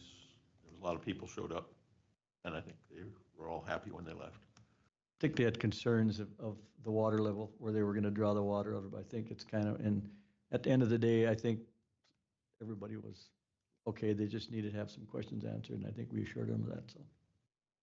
Okay. All right, all in favor of approving the zoning permits as presented, signify by saying aye. Aye. Aye. Opposed, motion carries. Thank And you. Commissioners, I did go on yesterday. Green River is up quite a bit. I'm sure it is. Yes. All right. So my next thing is to recommendation for the Water Resource Board. We have 1 open spot. Kyle Fairby had chosen to resign. And so we did have 2 applications come forth. And on May 14th, the board did recommend with a motion by Ryan Seppenbach, or Ryan Perhus, and second by Russ Stein, to appoint Mary Massad to the Water Resource Board. Move that we appoint Mary Massad to the Water Resource Board. Is there a second? Second. Motion by Commissioner Olson, second by Commissioner Heiser to appoint Mary Massad to the Water Resource Board. Any further discussion? All in favor, say aye. Aye. Aye. Opposed? Aye. Motion carries. Okay, building permits. And Bobby is on. Our building inspector is online. She's traveling, but she is online. Bobby?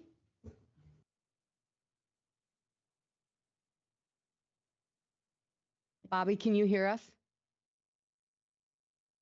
She's muted. I can't see. She's unmuted now. Can you hear us, Bobby? Bobby?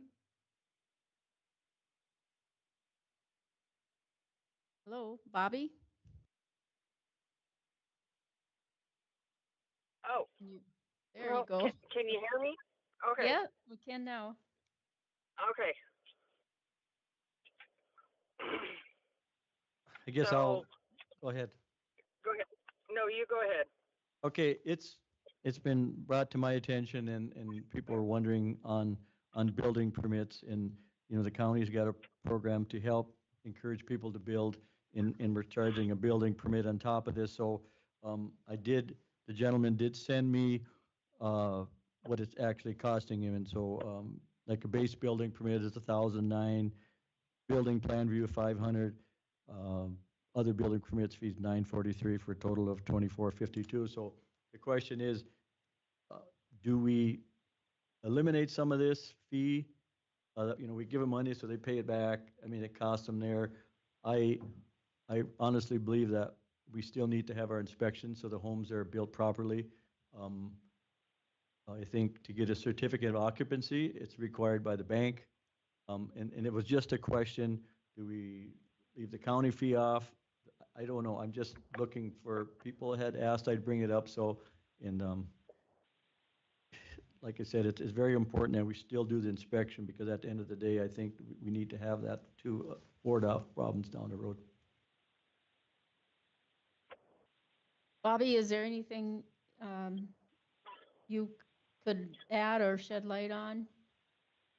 No, the way that the building permits are, the fee schedule is a percentage of the valuation, and the valuation we have a percentage, and I'm traveling right now, so I can't look at my fee schedule, but we have like 80% of the building standard valuation from the ICC.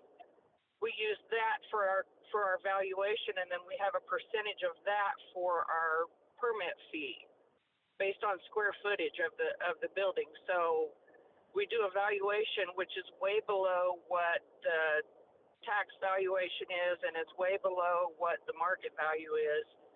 And then we just do a percentage of that for our permit fee to cover our services, and it covers anywhere from 1 inspection to 20 inspections. If I need to go back, if a homeowner is building his own and I need to go back 10 or 15 times to make sure that he has all of his questions answered, it covers all of that. And it's not a tax-funded operation, so that's why the building permit fees are a little bit higher. I don't get paid if I don't issue permits and do inspections, if I don't go to work, basically. Whereas I'm tax-funded, if I was sitting around the office, I would still get paid. So that's why the fees are a little bit higher, but it's funded 100% by the building permits, and it covers every inspection and a certificate of occupancy, which, as Sandy said, the banks are now requiring, or Al said, the banks are now requiring certificate of occupancy even for existing homes. So does the county get any percentage of them dollars? yeah, yes. The county, Dunn County gets 25% of those dollars, and Forest Spring gets 75% of it to cover our expenses, mileage and vehicle and certifications and all that stuff.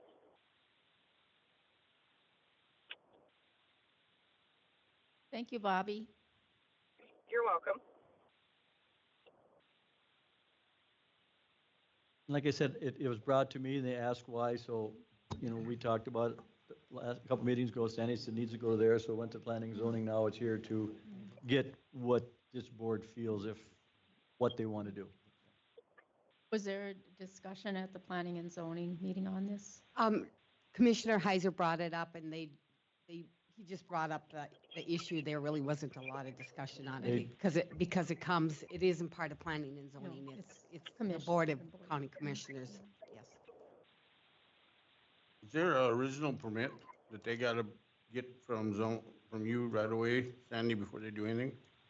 From planning and zoning, Well, from, yeah. depending on if it is a commercial building, if they need a conditional use permit, but as far as a single-family dwelling is a permitted use in our districts, as long as it's at least 5 acres. Years ago, they used to have to come, but we don't do that anymore. They'd have to come for a permit from planning and zoning, but we haven't done that since I've been here. Dave, didn't we change that 5 acres to? No, Nothing's been changed yet, no. it can be less, Thinking about though. it can be less than 5 acres if it's in a platted Subdivision. subdivision. Yes, if it's in a subdivision, it can be, depending on if it has sewer, then it can be less than an acre. But if it has to have its on-site sewer, it has to be at least 40,000 square feet, which is an acre, in order to have a on-site septic system.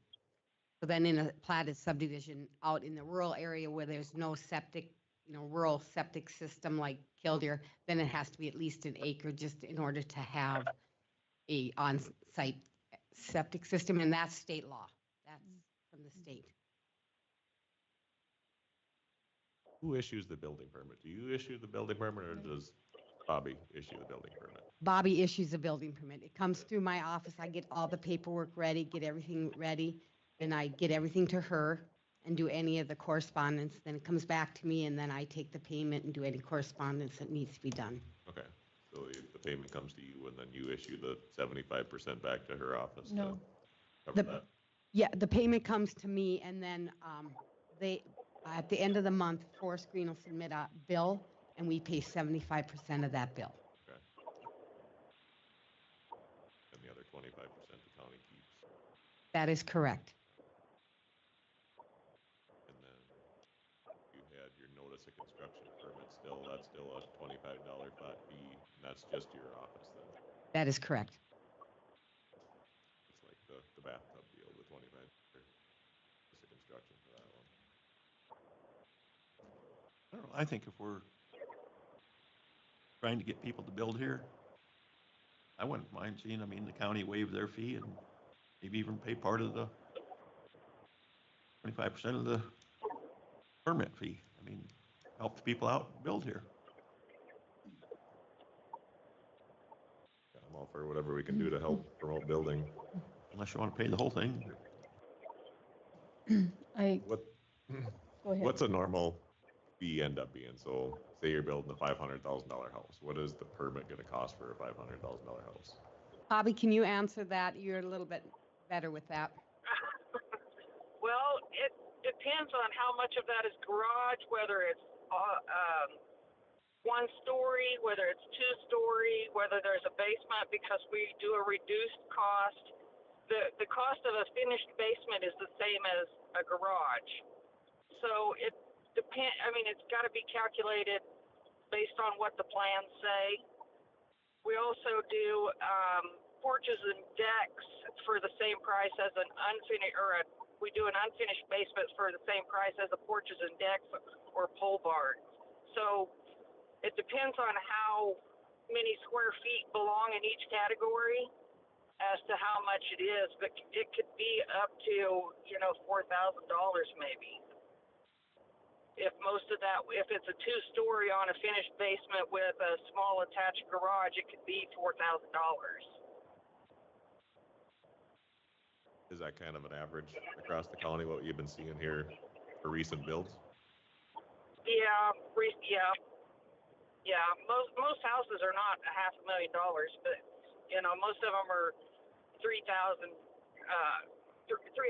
and they're usually about $2,500 for a permit. So it also depends. We give a discount if it's a modular too, because we don't have to go in and do the framing and everything on the modular unit. So we give a discount for that as well. So those permits are a little bit cheaper. I've seen some of those go modular on a crawl space for, you know, $1,500. And, We have our plan review fee maxed out at $500 instead of a percentage of the inspection fee. and then our manufactured homes are a straight $500 across the board. Yep. I guess I look at this as like an insurance policy for homeowners, because by having that inspection and knowing everything is right, that is protection for them. I know we had incidents in the past in the county where we didn't have building inspectors, or houses weren't inspected, and then they ran into huge bills to try to correct something. No protection. You know, that being said, Bob, you mentioned we had to planning zoning, how it affects insurance rates if it doesn't have an inspection versus inspection. I think it's quite a bit to have the inspection. And I don't think it's any intention to take the inspection away. It's that we just who's paying for it. I think that's what it is. Yeah, I don't think anybody wants to get rid of the inspections. I would support taking the county, the county collecting the fee. But I think the homeowner needs to be responsible for that inspection. You could have someone put up a $2 million house, or someone put up a $500, I think depending on what they're doing, I don't know that we want to get into covering the what they're getting with their inspection. They're buying an insurance policy, basically. So I would move that the county not assess their portion of the building permit fee when we do for building inspections. You would say that the county doesn't take their 25%, Right. so it would, in essence, it would lower the building permit by 25% then. And the more the house would be just. Yeah. What was that? Would be Yeah. at the house. The bigger the house, the more taxes we get from it though, too. Fancier house. Yeah. You gotta look at that too, so. I think the fee is one thing, which needs to be collected, and I think that's probably a good idea to Madam Chairman. take the county share. Pardon? Call to order.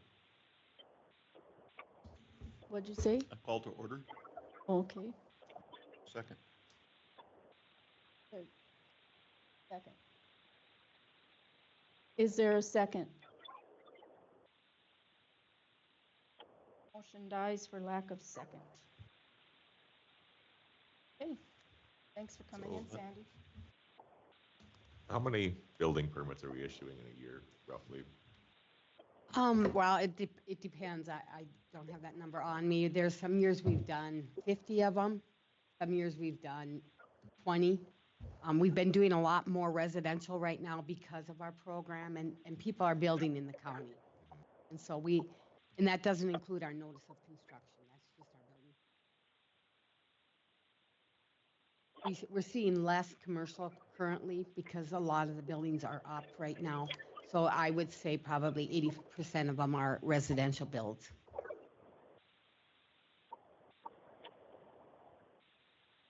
Madam Chairman, I'd move that county waive their fee and we pay the fee up to $2,000 on these buildings to encourage people building in the county. That way the higher priced houses will pay their part of theirs. Are you waiving the notice of construction fees also then? Do we need them?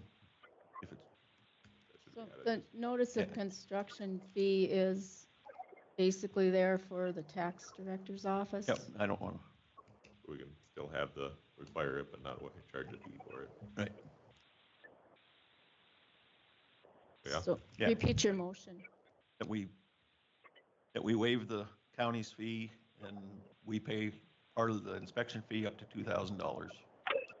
By county fees, you mean Or just for building 25%. permits? Yes.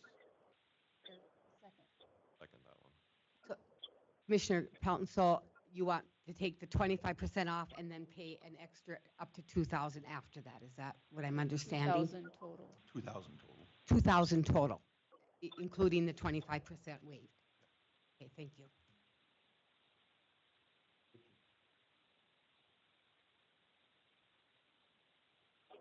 roll call vote? Commissioner Heiser? Yes. Commissioner Olson? Yes. Commissioner Pelton? Yes. Commissioner Kleeman? Yes. Commissioner Dalzell? No. Motion carries.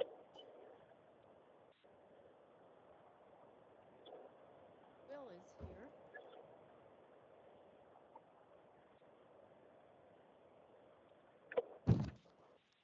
Morning, Will. Morning.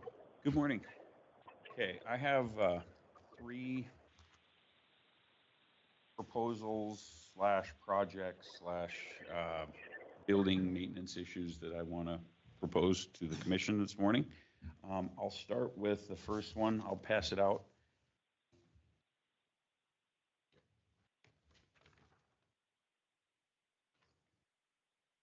Thank you.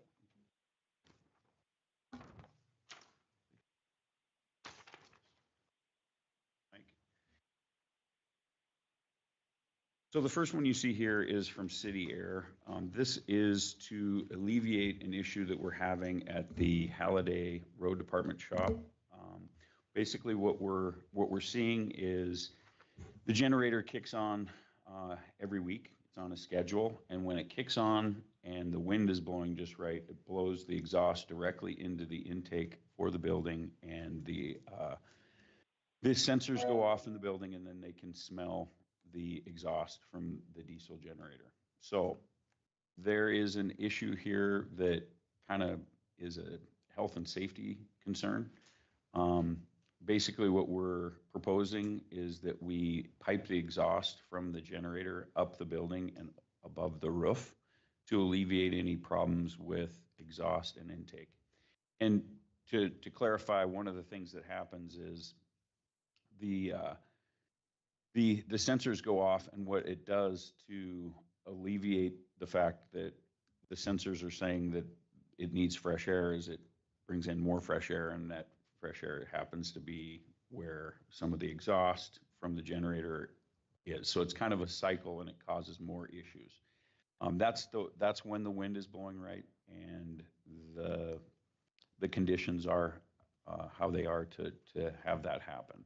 So this has been an issue that Eldon and I have been talking about for probably about a year, figuring out what we can possibly do. This is what we landed on, is to hire a company that City Air happens to be a plumbing contractor. So we decided to go with them basically to pipe the exhaust up and over the building. Any questions on that? Is there an air intake right next to it? That's what it's sucking in? Right above it. Right above, so it's above it, and so it's about, I would say, 20 feet or so above the generator on the north end of the building and a little bit to the east. So when we've got that northwest wind prevalent, it blows it directly into that. It's something that they've noticed. It's not just something that they can smell. It's actually the sensors are picking up that in the shop. So, Sensors pick it up, they kick in more. yes, and it basically adds to the issue. And the reason I want to propose a fix is that if the generators were ever needing to run more than just the exercise weekly, that we know that the generators are not going to cause a health and safety issue inside the building. So this is what we came up with.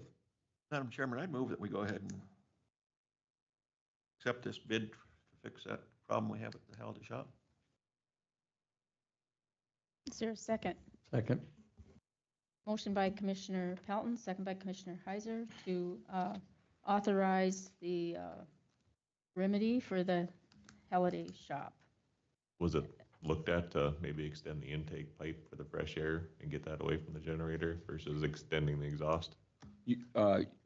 Okay, clarify that question. What the So exhaust? rather than changing where the exhaust comes out, maybe change where the air intake comes in at? Is that possible or not? No, it's if you happen to go by there, you'll see it on that northwest corner of the building. It is what it is. I mean, we could possibly adjust that, but I'm afraid that it would affect the aesthetics of the building, where you're going to come out a little different. I just think that this is probably the most cost-effective and easiest as far as impact on the building. So, Great. There's a motion on the table. Any further discussion or questions? Not, call vote. Commissioner Heiser? Yes. Commissioner Olson? Yes. Commissioner Pelton? Yes. Commissioner Kleeman? Yes. Commissioner Dalzell? Yes. okay, thank you. Carries. Okay, second.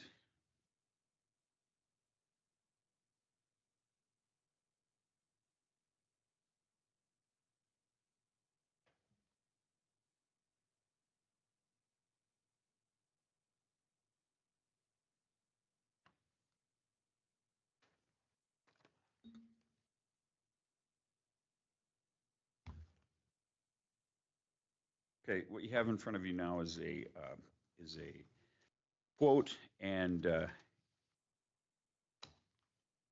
quote and price for High Point Construction for replacing the roof on the auxiliary building, science shop, Patterson building, however you want to determine that, in Killdeer. When we took ownership of that building, the roof, obviously we don't know what the history behind it was as far as maintenance, but we've had leaks in that building since we owned it. Basically, I think there's probably 6 to 8 known areas where it gets into the shop. We've been trying for the past couple of years to try and get a contractor to come out and get us pricing. Until recently, we really had a tough time finding people that were willing to do the work. They'd come out and look at it and say they just have other more pressing work. So High Point came out. I also got a bid from ND Construction as well. There are 2 different bids.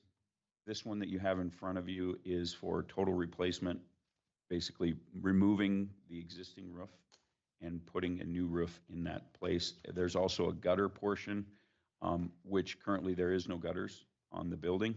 So there is that. I'd also like to recommend that you consider gutters and a new roof. I decided that the best bid was this one. It was the lowest. We've never worked with High Point, but they come very highly recommended from a few of the construction companies in Dickinson. So I feel like they are pretty well versed in this avenue, and I feel comfortable moving forward with them. It is a maintenance issue we have to address. I think we're only asking for more problems the more we let water come into the building. We've been blessed, and I say that kind of as a little bit of a side note, that we haven't had a lot of rain as far as the building is concerned, but now obviously we're seeing a lot more leaks. And we've been working on this for, like I said, a couple months trying to get the right bid package together. I feel comfortable recommending High Point. The other bid was for a reskin, and it was actually more expensive to put a roof over the top of the existing. I would like to move that we replace the roof so that we can also look to see if there's any damage that needs to be addressed underneath the current existing roof as far as insulation and things like that. So This new roof's not a standing seam roof? no, this is what they recommended going with. I mean, and if we want to circle back and recommend, The reason being is I've had a previous experience with roofing a couple county shops or my previous employment, and we put a standing seam roof. And by putting the standing seam roof on, we were able to add more insulation. And once you put that standing seam on there, you're never going to have any leaks unless you got a boot leak or something. But I just wondering what the cost difference is, because they would just go right over the existing and they'd add more insulation. So yeah, I don't know what insulation's in that building, but it's just regular bat with the bag. So and then at the same time they could raise the soffits and so. But that's just a question because standing seam roof I think that's what when they got hailed out over here, did they put a standing seam on top of this roof at the shop? I don't believe so. I don't believe so. If Ron Erlacher did it, he put a standing seam up there. I don't know who did it, but I think he did. But so anyway, that's just my 2 cents. Okay. Yeah, I mean, that's something that I'll be completely honest, we were excited to get people that were willing to work with us, and we just went with a recommendation based on the roofer. If we need to circle back, I'm fine with that. I want to just bring it to everybody's attention that I think that we, as building and grounds supervisor, I think that we really do need to make a move or a decision with that roof, because we're only asking for more maintenance issues the longer we wait. So, Is there gutters on the building now? no, not that I know of. And that's one of the things that was recommended, is that was kind of not in place. They knew that they weren't gonna, have to, they saw that as an issue and added that to the bid package. Icebreakers, they have icebreakers on here? Icebreakers, I'm not sure. Well, so when you get a lot of snow load on the roof, as the snow melts and flies down, it doesn't take the gutters along with it, which happens a lot. It's just a clip they put up there so it catches the ice so it melts and not just come off and take the gutter along with it. Gotcha. I'm not sure if that includes that. We can clarify for sure, but yeah. I think it needs to be done. I got questions on the standing seam versus this roof. I don't know if this is the same type of roof screwed into the rafters. I know that the ND construction one is a screwed in roof. Obviously that was the reskin. I'm using that word. Right. The high point, I would imagine, is a screwed in, not standing seam. So if we need to circle back, I'm fine with that. It was one of those things that it's kind of been on the back burner, and I wanted to use this opportunity to at least make you aware of some of these issues that we may have. Yeah, I would just talk to High Point and see if they could remove this and put standing seam. Do you know, is there OSB or plywood underneath the tin, or? No idea. Straight into purlins, or what is it? No idea. And I think that's why some of the contractors that I've discussed with in the past didn't want to even touch it, because of the not knowing what's underneath and what kind of state the insulation was going to be in. There were issues, and so, and not to, yeah, but like there were probably 2 that pulled out and said, yeah, we don't want to even. So. Yeah, I would just talk to them, because it's going to be material cost is a little more to go standing seam. Long run, it's a lot better product. You don't have the fastener showing, and right, less chance for leaks that way. Yep, agreed. But yeah, you would want to remove the old stuff before you put it on. You don't want to try top of it. Yeah, that's kind of how I feel too. Yeah. So this kind of direction would be to see if High Point, what the cost would be for standing seam. I would ask about insulation too. Okay. Yeah, Insulation's down low. Yeah. It's a good example. We should have had a building inspector go through that building before we bought it. Yeah. Okay. Okay. Well, thank you, Will. You bet. And then I got one more.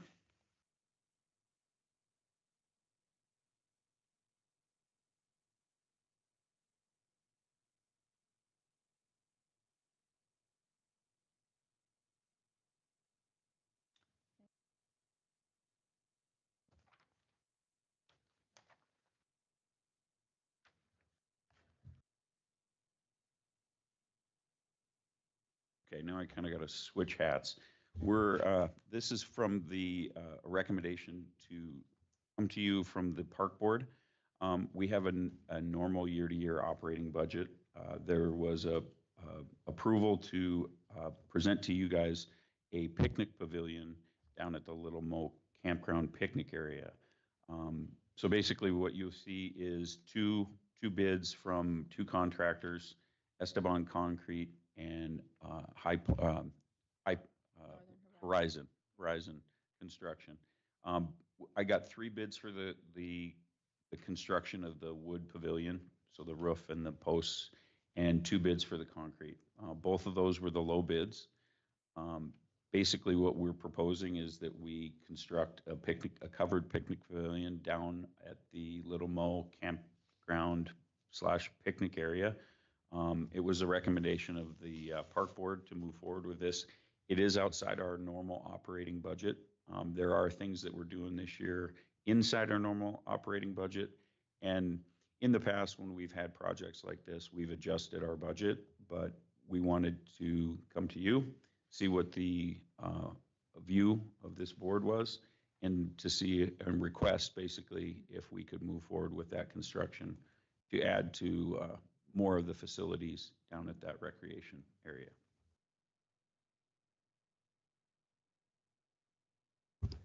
I'd make a motion to approve this, $43,968, and not sure the funding. Take it from. I guess we could take it out of GPT dollars. Okay. Okay, is there a second?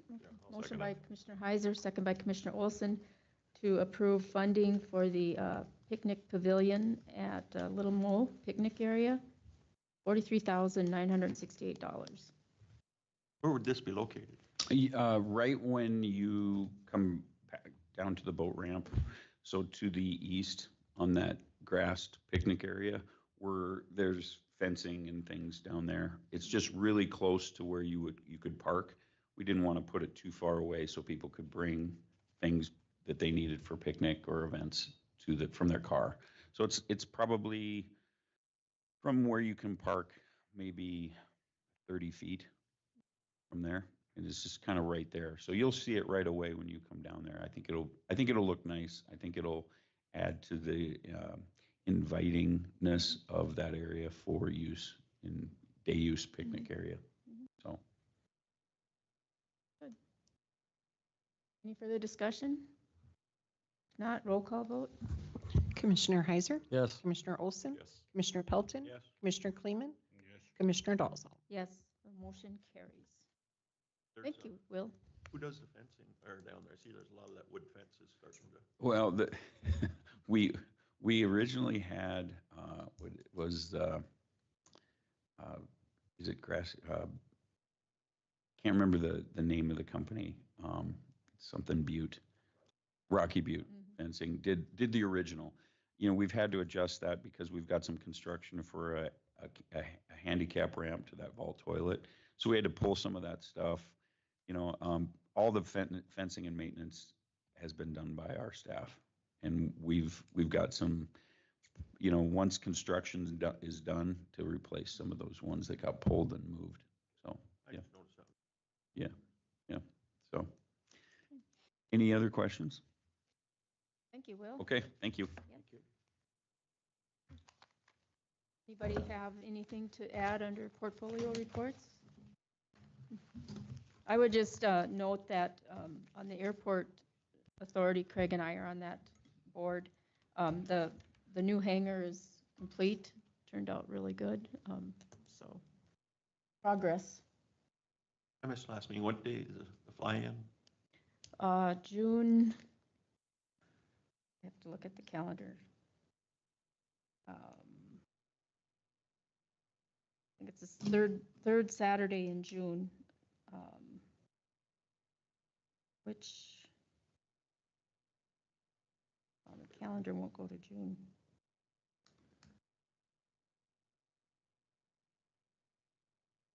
Should do it the old-fashioned way and look at it.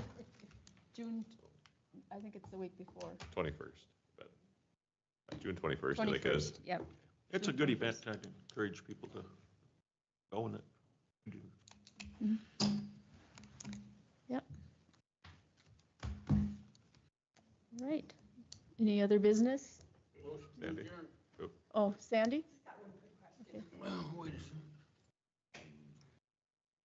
Commissioner Pelton, is that just for residential homes, that 2,000, but not the commercial?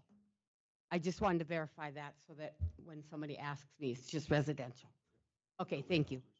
Pardon me? Building in the houses. Okay, thank you. And I guess Desi had asked, and we should probably know the starting date of like Carrie's, where that change takes place. There was no. Is it When it fits the with next pay schedule. period? Okay, so we know. Okay. I'd entertain a motion to adjourn. Okay, motion by Commissioner Kleeman, second by Commissioner Olson to adjourn. All in favor? Aye. Aye. Aye. Motion carries. Thanks, everyone.